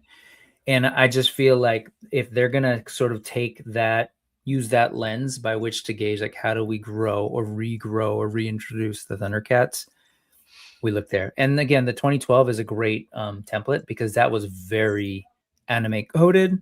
They had Bandai making figures. I don't know. I think there's something there. That's what, and 100%. That's what I want to see. I want to see it on Netflix. Like let's Or go. Amazon, Amazon. I mean, Sure. like, I could totally see, for example, Travis Knight taking on Thundercats because it looks like he's such a champion for 80s stuff. Like he did an awesome job with the Bumblebee movie. The Bumblebee movie is my favorite Transformers movie. Me too. It's so grounded in the 80s. I was just Gen watching it. You know what I mean? is. Yeah, I watched that intro today. It is. And it's just it's just you could tell when there's love, and it's just crazy, But again, animation for sure. And then after that, I would say I would prefer a TV series just because I want more content. I don't And want. do you mean live action TV series or animated TV? I would like a live action. Yeah, I would like Yeah. to go it's just the money. That's what I animation. just wonder about, Yeah, the money involved. It's That's like HBO budget or Yeah, Amazon yeah. again. Amazon budget. It's a really expensive endeavor. I mean, animation on that level is just much cheaper. Powerhouse Animation is doing some crazy things with animation right now. I mean, seriously, you just need the right story. Have you all watched? Have either of you watched either One Piece anime? I guess first question, and then One Piece live action. Either one. Have you seen either one of those things? I've seen both. I've seen both. I've seen pieces of both. Okay. The reason I ask is because that was something that I love the One Piece anime, totally caught up. Took a while, but the live action show the love that they put into sort of translating that and thinking about how it might land in terms of live action was beautiful. And I'd love to see if they were to do a TV show, do something like that. The biggest reason though that works is because the creator was involved. And but I bring that up because the biggest barrier for One Piece to ever get like even a quarter of the way through the story of the anime in live action is money. Like, I don't want to totally spoil it for people, but there are special effects that are involved. The worlds that they go to are very, let's say, expansive and elaborate. Costume, like that is an expensive show. And I've heard from producers, right? You know, like Ted Biaselli was at MOTU Universe, he's at WonderCon. I get to talk to him frequently. And I'm just like, dude, I love One Piece. It's great. And he's like, yeah, but it's really expensive.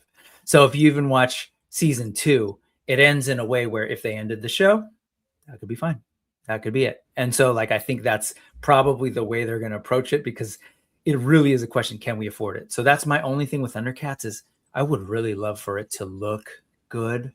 I really, you know, I want to see it all. Like, it's not just the cats they need to pull off, right? It's of course the mutants, it's Mumra, it's ships, it's space people, you know, I mean, it's robot pirates, it's everything. And that's spending money. So yeah. Really quickly, Snell, Amazon's looking forward to MOTU being on Amazon for the $24 rental or $30 buys. Yes. Oh, I guess that's true. That is a thing.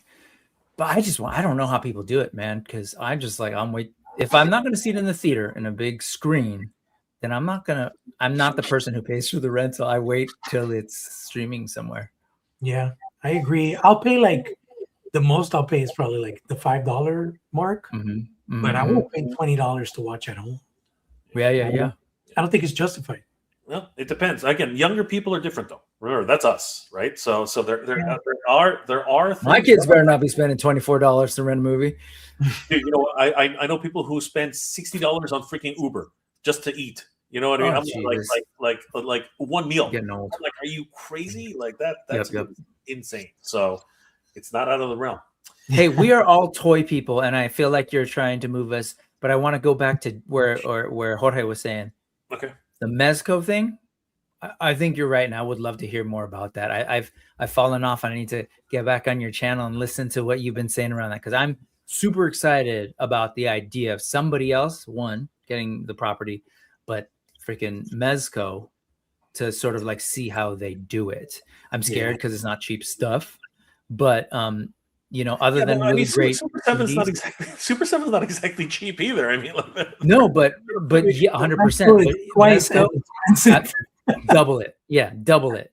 Like, right. So I mean, that's it. Unless they get better articulation, you get, you know, the new sculpts and everything. You know, what's funny about Mezco and Super 7, and I'll say this: being a Thundercats fan myself, I don't have expendable cash. There are 25 plus, maybe 30 figures from Super 7 Thundercats that I still don't own because they're so damn expensive. Now, with Mezco, I don't feel they're going to go down the rabbit hole as deep as Super 7 did. I think we're getting core mutants, core heroes, and that's all. That's all she wrote. And I'm perfectly fine with it because we are going to get premium, top of the line articulation, accessories. And if we follow Mezco's track record, I can see a Lion-O, and we talked about this last year, earlier this year, where we were predicting what a Lion-O would look like. And I could see where we would get an all-in Lion-O that will feature all the looks that we need, you know, all the accessories from all the episodes in just one pack. Instead of buying 15 Lion-Os, we just got to buy the Mezco Lion-O, and we're going to have everything. You know what I'm saying? So, you know, they could do the light-up eye feature. You know, they could do the cape being removable, the coronation head, all that in one pack versus, okay, you got coronation Lion-O, you got mirror Lion-O, you got this. I could see, you know, maybe a mirror. Obviously, they have to reuse that body for a mirror Lion-O, but every other look is Lion-O in the same damn suit with just different expressions, different accessories. So I can see like this, almost like an absolute Lion-O coming from Mezco, you know? I mean, yeah, no, I totally get it. My thing is that again, I'm not really complaining, but my concern is that you're right. They're probably not going to go anywhere near as deep as Super 7, but I would love to get some key figures, but hopefully in the same scale. I mean, right now they are shorter characters, Mezco. You know what I mean? They are closer to 1/6, whereas Super 7 is closer to 7 inches. You know what I mean? Like they are larger set characters. So it's definitely going to be one of those things that they have to at least make the core team. I at least need to get Lionel, Panthro, Chitara, Wily Cat, Tigra, Pumaira, Bengali, and Linkso. You know what? I'm okay even with the original 5. You know what I mean? I'm okay with even that, right? And Snarf, right? But then I still I suppose I could live with the mutants because the mutants could have been bigger. You know what I mean? They could have been a little bit bigger. They could have been a little bit stronger. You never know, right? So I think I could live with that because the mutant sculpts have never been a problem for me. They've been freaking top notch. Whether it was Monkian, whether it was Jackalman, that slide is amazing from Super 7. You know what I mean? And of course the Vultureman's looking pretty good. Rotaro looks pretty good. So one thing about Super 7, they do monsters really well. So I have no problems with their monsters, right? So if Mezco actually completes the original 5 and then moves on to the original 8, then I'll be pretty satisfied with that. And we'll see how it goes because I need a really good Chitara. I'm sorry, this just all things being equal, this Chitara is as fun as she is. She's not. She doesn't really. She's still. It's a very old sculpt. You know what I mean? She's a very very old sculpt, and she needs to be upgraded. And Mezco has the opportunity to do that. So I really hope that they can bring it to us. You know what I mean? I really hope. I got my fingers crossed that that's going to be a thing. My only concern with Mezco is design. If we looked in the past where with the Marvel and DC offerings, it's kind of hit or miss. Sometimes they try to take a little bit creative liberty and redesign costumes, and sometimes they stick to the core element and design. I hope that they're going to be sticking to the Rankin Bass look and not try to get experimental and give Lionel biker shorts and shit like that. Like, I really hope they can stick to that 80s aesthetic. And if they do, it's going to be like an instant hit. Like, it's going to be sold out everywhere. People are going to be like, take my money. You know what I mean? And even though Super 7 figures are slightly taller, the Thunder Tank, the Cats Lair, all these things that have been made already, they will work perfectly with Mezco scaled figures. So I'm like not really concerned so much about the scale because Mezco's not 3 3/4, they're 1/12. So we're talking about maybe an inch shorter from Super 7. I'm okay. Smaller heads, yeah. And then they're gonna be able to pose insane. Like, the only thing that I don't know. I know, like you said, they've teased it. I wonder what that looks like because I was trying to rack my head and go back through the checklist of 112 Mezco 112 stuff. I don't know. Do they have like a hairy body at all, a furry body? Because I couldn't think of one. I've never seen one. Right. I don't know if they made a beast in Marvel. I don't think they've made a beast. The reason I ask is because, on the one hand, it's like, oh, well, they have smaller figures for the cats. They have, larger bodies that they could use for the main team. But like, they don't have the fur, right? They don't have even so maybe they can get away with like just a little bit of hinting at fur on maybe a bicep or something and just tool up a bicep. Otherwise, they're tooling this thing from the ground up and it's not a cheap, it's going to be expensive. And so I wonder if they have the wherewithal to really be like, okay, we're going to do Thundercats and really invest in doing the entire team the way they've done like Turtles, right? That Turtle set is dope, but that's also because you can pretty much use a lot of the same parts across all 4 Turtles and then reprint those dudes like over and over, right? And I can see, for example, thinking as a designer now, putting on that hat, I can see Tigra and Lionel using the same bucks. Panthro would need to be slightly stockier and a tad shorter. And then obviously Chitara is a female. So I cannot see like what they've done with MMPR or Turtles. Because some people have been like, oh, what if they do like a team core pack? That's not going to make sense because one, it's going to be so expensive. There's going to be so many different bucks that they got to create for it. So I think I'd rather get them one at a time. What I would love to see is like Lion-O and like 3 months later, Mumra. And then just after that, start trickling them out. Panthro, Chitara, you know what I'm saying? Monkey. Keep it consistent where you got a hero and a villain. A hero and a villain. Don't just go crazy taking out all the heroes because then you kind of lose that balance. You know what I mean? Yeah. The problem is, somebody mentioned Planet of the Apes, Mezco, and those were good, but like Planet of the Apes are kind of head to toe clothes, so their bodies can just be smooth, non-furry bodies underneath. Anyway, it's exciting, but I mean, I know if we look at it from the furry sense, that could be a creative approach from Mezco because that was a creative approach that Mondo took. Our Thundercats figures have never had sculpted fur from the original LGN. So that's something that Mondo started exploring with. And I'll be okay with a slight indication of fur, like on a shoulder or something, and on a forearm, but not to the extent that Mondo did it with their Lion-O, for example. I think it was like over furry, if that's like, I'll just coin that phrase, over furry. And I don't think we need that. I think we need more of a smooth base body. Like more like that, more like a walk. That would work for me, but not so detailed. But again, even if we don't do the fur, it'll work. I think the main thing is for them to stick to the classic aesthetic. Don't experiment. Designs interesting. So you'd be good with a smooth body. Yeah, I guess you're right. The toys generally don't have them. Please don't experiment armor sets.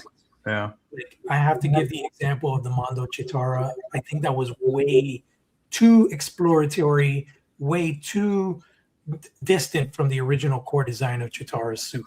It's too busy. It's just too much going on in her costume.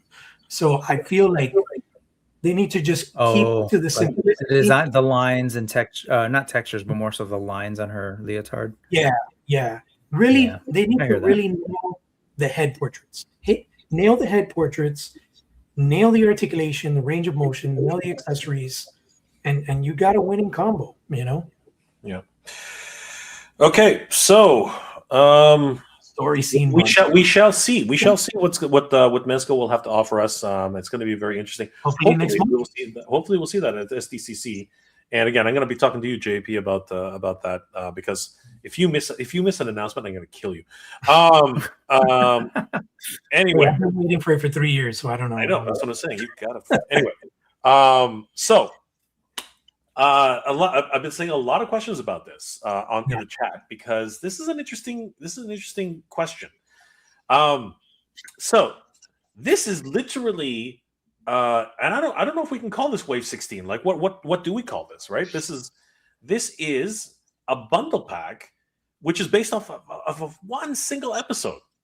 Literally, it literally says episode 3 Burbles.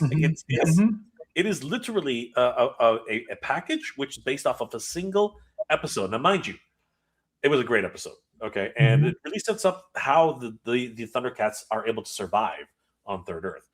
And it comes with a lot of things which I've been asking for forever. I mean, like right when the Burbles were first announced, I was always like, where's the candy fruit? Where's some of the other things that should come with these Burbles, right? And now Super 7 has decided to put that together. But there's a big question looming over a lot of collectors' heads. Why is this $150? That seems to be a big question. Mainly because these characters have already been made. You know what I mean? Like, this is going to be a very similar Lion-O, which we already have. We already have Robert Bill, right? So, where's Robert Bell, right? So there's a lot of people asking that question. And the accessories themselves, the ones that are really the most impressive to me again are the buns and the candy fruit. Candy fruit. And of course the insects, which eventually turn into Mumra, right? The locusts. Not the soft goods rope. Is there soft goods on this? It's Not a soft- necessary. That was Oh, the funny. rope. That was The something rope. that was brought up on my Instagram, where they were like, "Oh, I'm not going to pay $150 for a statue of Lion-O wrapped in." I'm like, dude, that's not a statue. If you look at the description, it says soft goods rope. Yeah. This is basically a render, and then if you look at the picture where he's being captured, that's a render as well. It's gonna come with soft goods rope and a fully articulated Lion-O. It's like I'm with Jay on this one. 150. You think about the figures; these figures retail $65 average per figure. So if we were looking at it that way, the way Marvel Legends does their multi-packs, you would multiply 65 times 3. That's way over $180.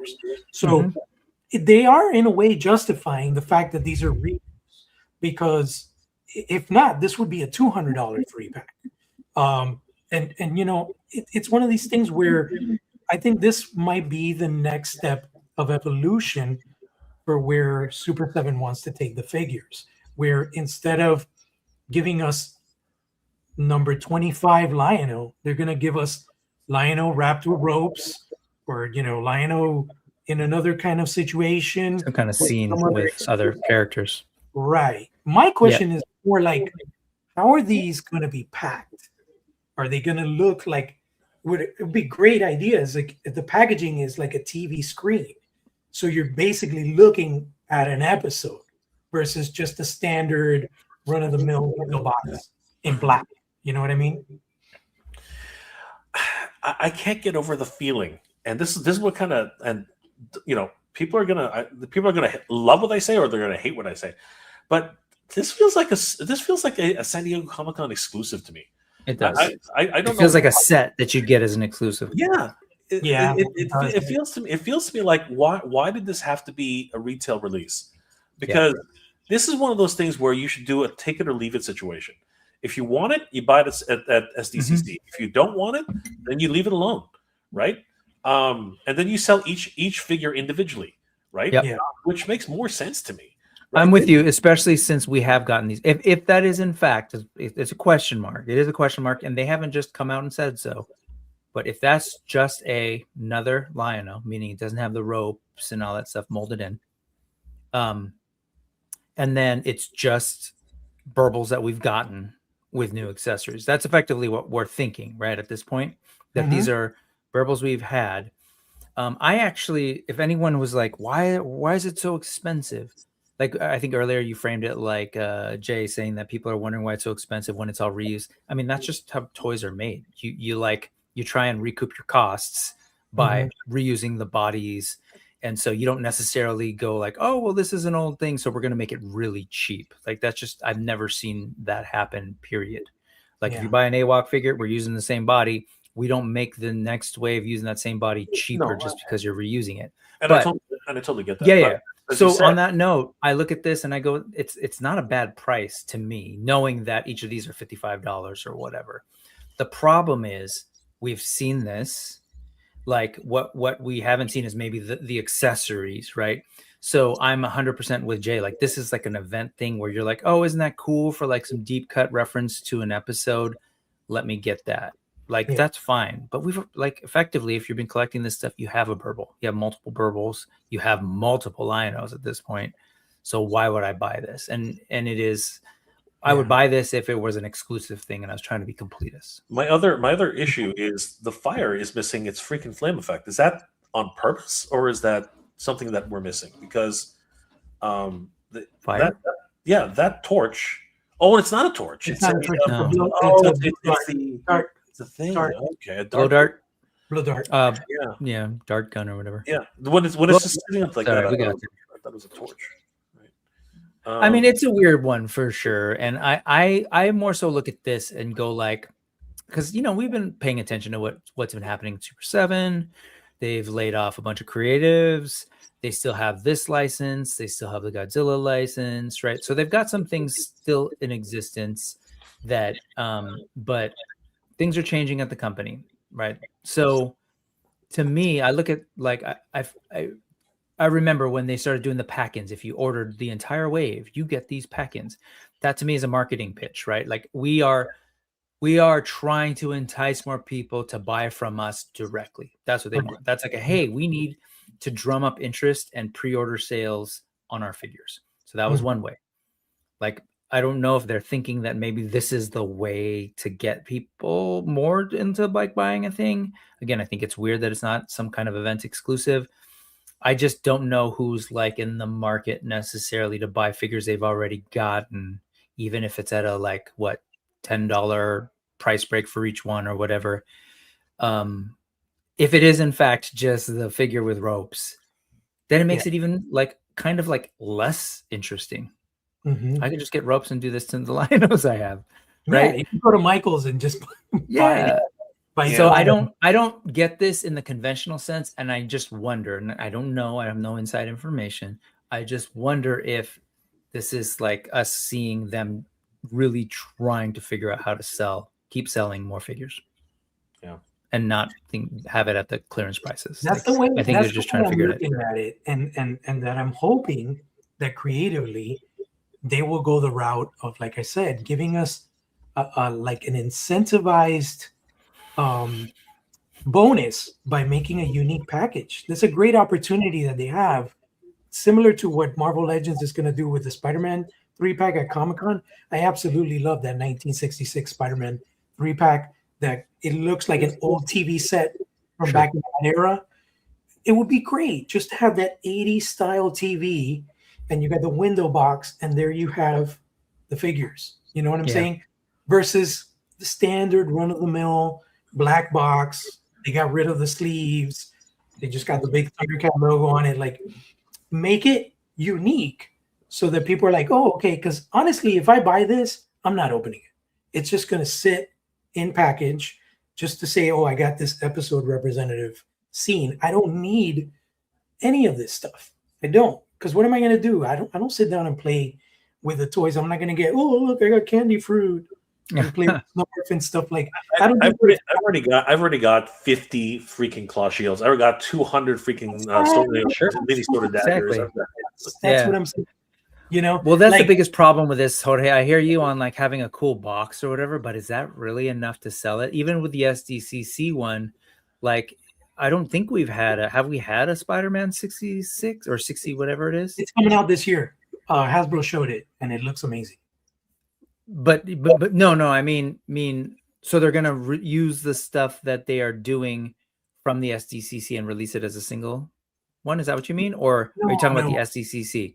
SDCC, it has an exclusive, which is Spider-Man from 1966. No, that's my point. Is that's the first time you've seen that figure? Absolutely, yes. 100%. So, like, just putting a box on 3 figures that we've already sold and seen doesn't.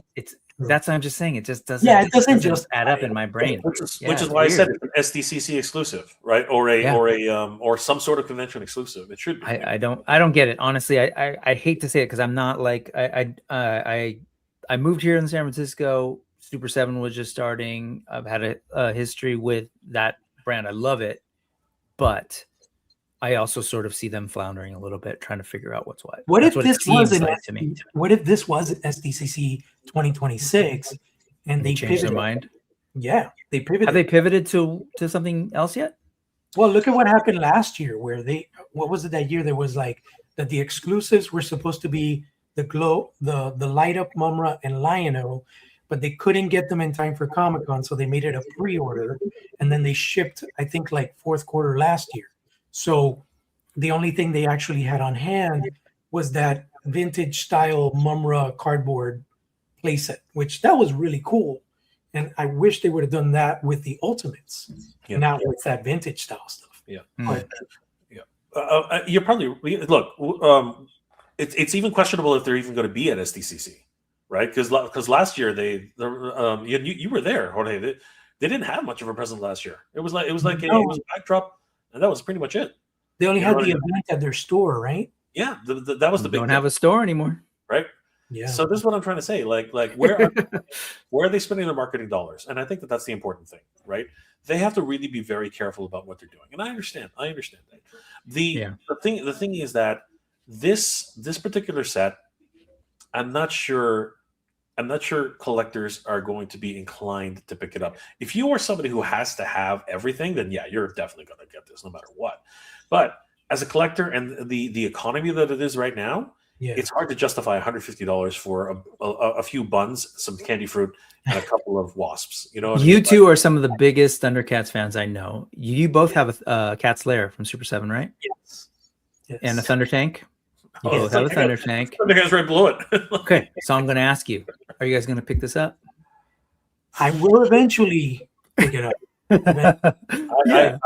I too will probably eventually pick it up.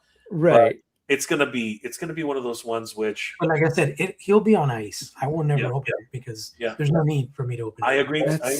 Like, it's not that thing that's super enticing. That's why I do wonder where they're going. And it also has to have a box. Not a doom and gloom guy. Like I'm really not. I want them to do have the right box too. What would have been a great missed opportunity right here, excellent missed opportunity, would have been a Lion-O going like this. Oh, like he's just captured, like a brand new expression. Mm-hmm. I think that by itself, people will be like, "Oh shit, we got a meme moment, Lion-O." You know what I'm saying? And like that would really. 100%. No, you're right. You're right. It needs something new. Give me a reason to buy it. Because let me just say, if they let's say we're wrong, and that's some of that stuff is molded, making it a unique figure. One, what a waste of tooling. Two, it's bottom line is what you said. 100%. Use this as an opportunity to do an expressions pack. Every collector who already has a Lion-O will buy this set. Period. Right? Give them two expressions, not the normal one you already have. Done. People are like, oh damn it, I want those two heads. Absolutely. It's exactly like what and you know what, they should do this anyway, because they've been using that to entice, like, go from your own playbook. You've been using those like extra heads to entice people to buy directly from you anyway. It's right. Yeah. So you know what? Like continue with that. Sure. Give up 3 additional heads, right? Like you've always been doing with these wave releases. Have Lion-O do something or have some really crazy expressions, because I think we're all tired of the growling, snarling face and the free. You know what? Have him be happy. One of the things that we've never seen, like very rarely we see any of these. And the thing is, the Thundercats are happy people. You know what I mean? They're always smiling at the end of every episode. They're always laughing. Give him the freaking Adam laugh. You know what I mean? Like because they do it, just not as animated.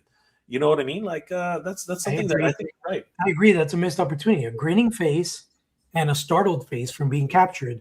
So you got one from the beginning and one for the end result where they become friends. So it's just like that tells a story on its own. It does. You know? Yeah. But Absolutely. you know what I would love? The intro that was like very, they spend more time on the introduction animation, very anime, where his hair is extra big. Yeah. Where he's holding the sword. Oh yeah. I'm telling you, like that kind of stuff. Yeah, way more than candy fruit. Like, oh my god, yeah, I want that look. If you remember when he first in Exodus, when he first gets a hold of the sword again, remember how his hair just goes, swoosh, it goes like shocked, right? Because it's trying to remind him of his destiny, right? Yeah. So there's another really good one. Look, could we move on to a different toy, because it's making me sad? Seriously. Come on, guys. I wanted to mention, and Jay, I don't know if you were planning on talking about this, but sure. So the new wave with Wizra is shipping right now.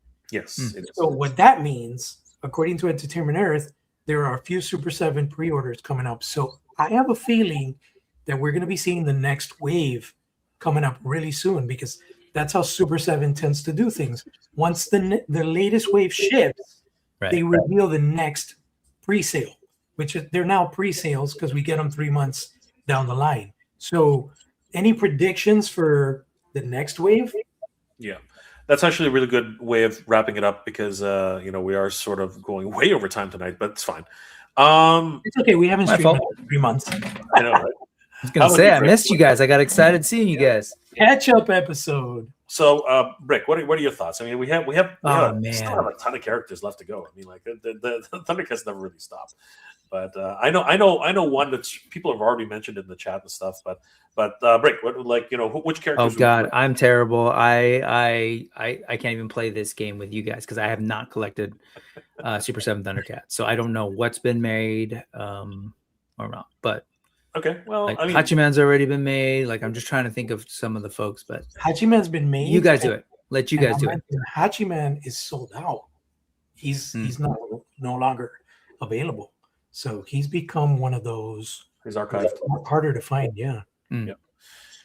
Well, I'll let JP go last because I defer to you guys. Yeah. So I will say, and it's just a broken record. Driller. We need driller. We need a driller. Oh. We need a driller. We That's the guy, like literally a drill body, lower body, right? Yeah. Well, Yeah. he never had. They never made him, huh? He never had legs. No, Yeah. they made him in LJN. LJN. Yeah, they made a vintage one. No, I mean, No. Super 7. No, Super 7. Not yet. That'd be cool. We need a driller. We 100%. I want So here are the things. The deeper cuts that are going to happen now are going to be things that are still relevant to the earlier episodes, but still at the same time we never really got them. So I really want to see an inflamer, both the fully powered version and the decrepit version. I like that has to be together because the inflamer. I mean, in a lot of ways, he's a character which has only shown up in a handful of episodes, but his impact for me was pretty good. I mean, like, if it wasn't for him, the sword would still be broken. You know what I mean? There's a lot of reasons why the inflamer is actually a really good character to have, right?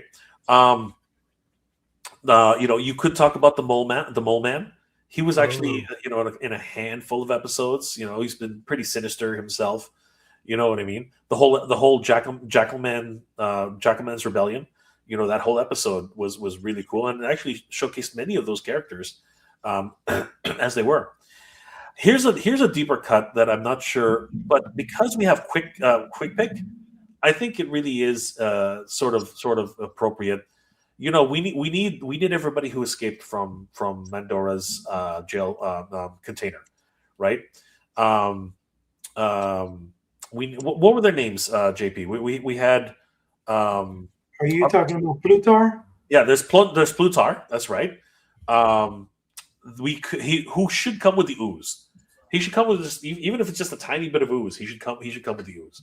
You know what I mean? Plutar is definitely that. And what was the name of the vacuum guy? What was? Yeah, he was just this robot, but he was more like a vacuum cleaner, right? He's just trying to think. Let me check. Let me check. Mandora Evil Chaser. But how about you? Why don't you name off a couple? Because my wish list for the next wave includes one of the characters that I've been asking for from the very beginning. I want a Demolisher figure really bad. I think he's awesome. And Demolisher with his little armadillo kind of little grunt that follows him around and stuff. Oh, yeah. Demolisher, we need Tugmug to finish off the team. Yeah.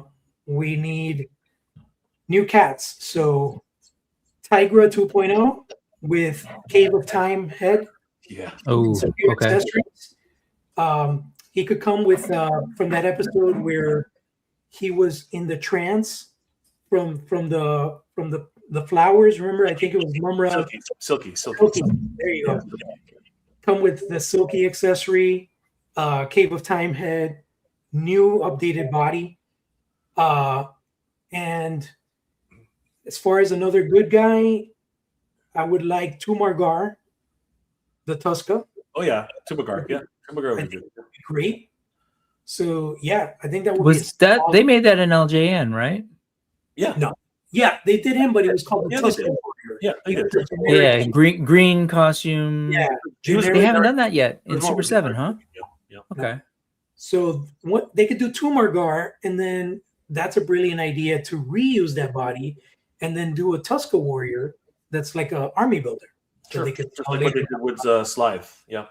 Yeah. So let's see. That was Tigra, Demolisher.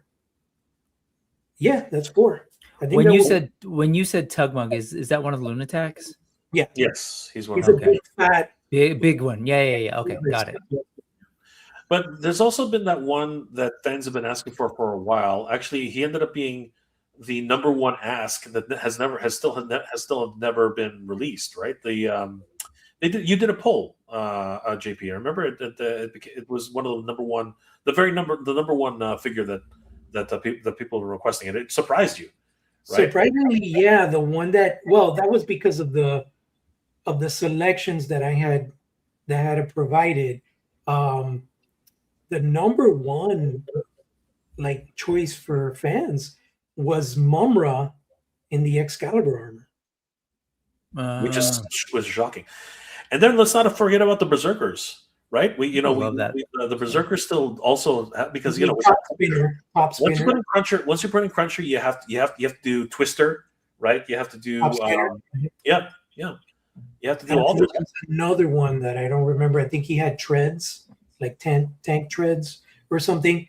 I would love, speaking of the Berserkers, I would love to see the pre-cyborg Berserkers.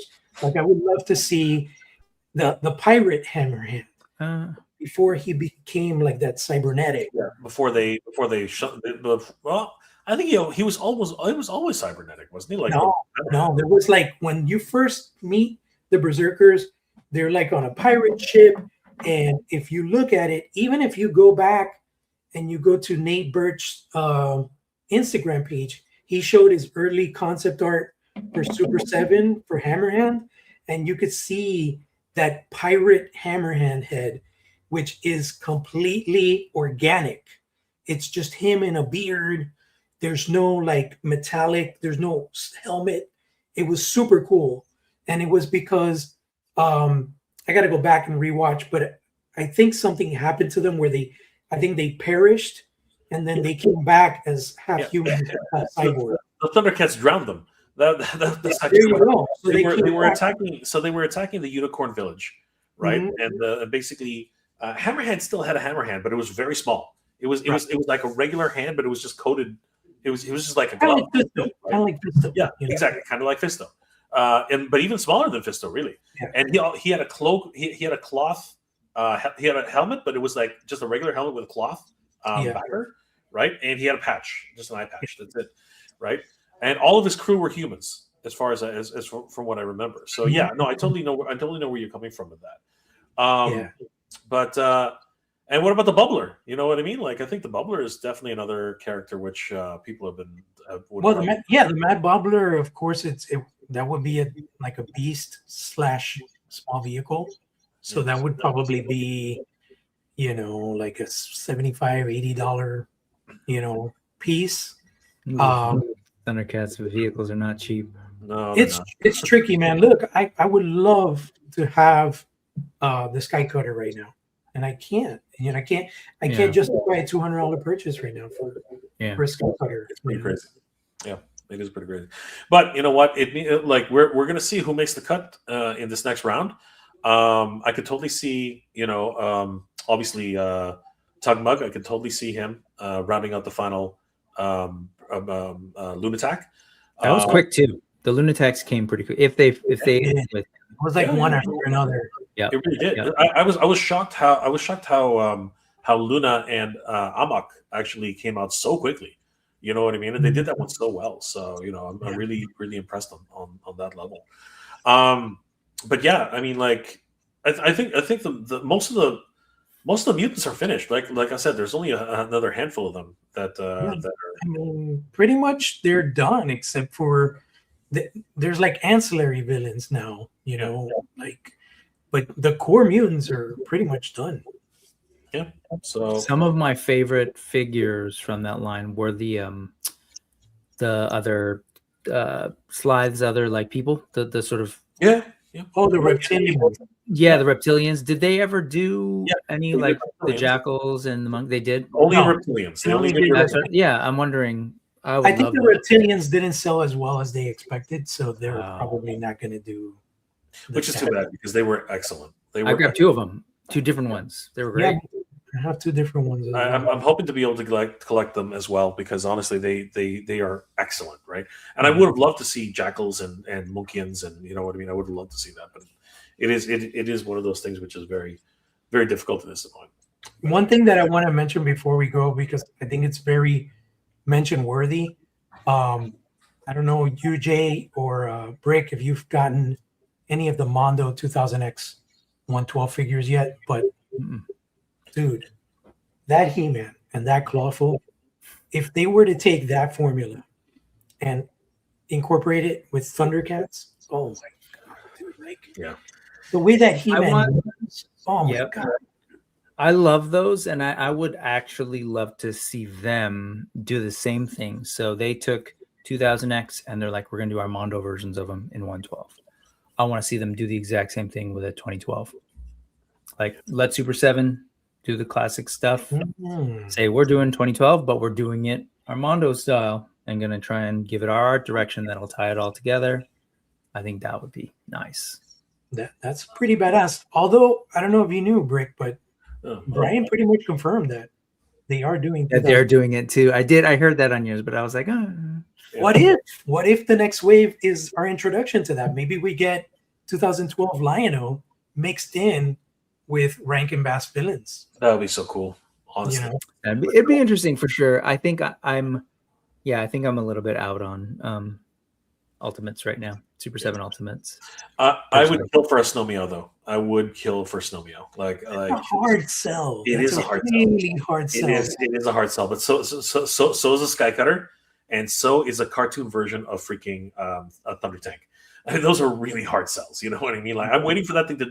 I'm waiting for Amazon to have a price drop on that. They did at one point. The animated Thunder Tank was like $339. Still, that's not enough for me, man. What are you gonna do with it, Jay? You're gonna put it on top of your other one? Yeah, dude. I'm just gonna stack them on top of each other, bro. Like seriously. One thing that I think was what I really want is the Panthro. That's actually what I really want. I really want that Panthro. Well, you know, speaking of that Panthro, that was a great one. I hope that we eventually get him in the DX line, you know, because it's just, I think Brian said that that's the only way, but I find that highly difficult to believe because nobody that already had the Thunder Tank and dished out the $500, $600 for that Thunder Tank, they're not all going to be able to buy another Thunder Tank all again just to get an exclusive Panthro. So I feel like we're eventually going to see that Panthro later down the line. There might be some modifications to it. But what I'm also hoping is that we're going to see that body reused with a whole new head, whole new armor set for a Rankin Bass, more animation-centric Panthro. Because we need a pinless Panthro. We don't have one. So I feel like that's probably the next thing we'll see. Rather than Tigra, we'll probably see a Panthro. I guess this one will be 3.0 because they already did a 2.0. Which was the original one was Mattel. 2.0 was Super 7's, the one that came with a key and all that stuff, and the new head. So I think this would be Panthro 3.0, and that one would be cool. And they have a lot of opportunities. They could put the lightning bat that Safari Joe used to scare Panthro as an accessory. They could do the evil Panthro, although that would be tricky because the evil Panthro is a different color. So giving him a different color head that doesn't match up with the rest of the body would be kind of like a stupid thing. Yeah. But once they get the regular Panthro out, they could easily just be like, hey, evil Panthro, and it glows in the dark, and people will buy it, you know. So it's tricky, man. You know, with the economy and everything right now, it really is tricky to figure out how to re-release and rebrand and all that. I say that I'm out on Ultimates, but when you said Deluxe Panther, I was like, "Oh, I could go for that with a new pinless body." I would probably be in for that. Yeah. All right, Rick. You know, thanks for joining us, brother. It's always great to have you hang out with us. Man, thanks for having me, man. I miss you both. I've been able to see Mega J quite a bit in real life, even, but but yeah, it's good to hang out. I'm on spring break summer break. I've got 2 months of just a little bit of rebuilding. Are you after this year. are you going to make it to SDCC this year? Or Yeah, you ask me that all the time, and I am not. I struggle with going down STCC, man. It is if it's expensive, even though I live in the state, finding a place to stay is the biggest challenge, and then getting to the convention area every day. Like I could probably get passes through friends, like that's not an issue, but it's like staying, and the days of like crashing on someone's couch are just everybody's got families. It's just very different now. You know what I mean? Yeah. So, you got to tell us ahead of time, because what we've been doing lately is just getting an Airbnb for a whole bunch of us, right? And we just do a thing, and it works out, huh? It does. Like Danny sometimes sleeps with me. You never know, but you got room on the couch? I don't know. I consider it. I'm not doing anything. What is that? July, like 15th or something? It's either the second last weekend of July or the last weekend of July. It's one of the 20th. Whatever. If there's a place to stay, that's a completely different deal. You're right. I should have talked to you earlier. I didn't realize that that's how you guys are all doing it. But hotels are ridiculous. Even getting to and from. Oh yeah. If you got to deal with parking or whatever, unless you're like by a train line, it's a pain in the ass. Oh, yeah. So I don't know. There's room in the floor. Well, that we'll talk about it at the end of the day. Okay. Brick, what are you up to, and how can people reach you? Oh, geez. So I have been doing a little bit more streaming because I am on summer break, so I teach folks. But Sundays, 3:45, I do a thing called the Brick Something News. It stands for the needless ephemera we saw, because there's all sorts of cool stuff we're seeing toy-related on the internet. And it's me and a guest just kind of talking about all sorts of cool stuff, usually around indie toys, like those made by our friend Jorge over here. Look out for From the Realm, folks. It's coming. So look out for that. So it's Sundays, and then I've been doing a Wednesday, 4 p.m. Pacific as well. So that should be happening in 2 days as well. But that's the main thing. That's it. It's never it. JP, what are you up to, and how can people reach you? From the Realm. I've been living, breathing, sleeping From the Realm, and love it. It's a lot. There's a lot because I've been pretty much taking things by the reins. A lot of my collaborators have been busy with their personal stuff, their family stuff. But Kickstarter is on track for future launch. It's going to be very, very soon after the summer. So right now I'm just working on finalizing all the SKUs, getting all the product showcases, the imagery. We're working on paint masters. There's a lot of motion going on behind the scenes with the project, and I'm super, super excited. I think finally this thing is happening this year. Woo! Awesome. Some great figures, man. Absolutely. Telling you, keep an eye to the indies. Yeah, it's coming, guys. It's coming. Last comments before we log off, everybody. The Sky Scudder's price is ridiculous. Yeah. It does transform, though. So you did some shopping. There is that. You don't want to make me angry. Got the Panthro with the Dark Thundercat on sale. Congratulations, brother. That is always a good thing. And great picture and great name. Hector Cesares, Brick. Grand 460. Finish the cast and characters, then introduce new stuff. It's like Rome. When in Rome, my friends. When in Rome. Well, guys, thank you so much. It's been a while since we streamed, but we are glad to be back. And please check out Thundercats Classics on Instagram. Please check out Brick Something on Instagram as well as on YouTube. And, of course, please subscribe to Thundercats Lair here on YouTube. We're planning on doing more episodes, but at the end of the day, we just want to hang out with you guys, have fun, and and talk about everything Thundercats related. Thank you guys again for always joining us. I want to thank my good friends Brick Something and JP of Thundercats Classics for joining us tonight. And don't forget, guys, San Diego Comic-Con is coming up soon. A lot more announcements coming very, very soon for some crazy things. We're hoping that Mezco will drop a hint here or there or make some actual announcements about the show. And I am hoping that Mondo will actually showcase something very, very special this year. And I'm really going to try and get JP over there because I think that it will be this year. So I'm hoping for the best. Guys, thank you so much for everything, and we hope to see you guys soon. As always, guys, we want to thank you so much for joining us. I hope you're all doing well, staying safe. And as always, everybody, thank you so much for watching. Good journey, everybody. And geek proud animal warriors of the kingdom. Oh, Actually, that's right. 3, 2, 1. Thunder. Thunder. Thunder. Thundercats. Oh!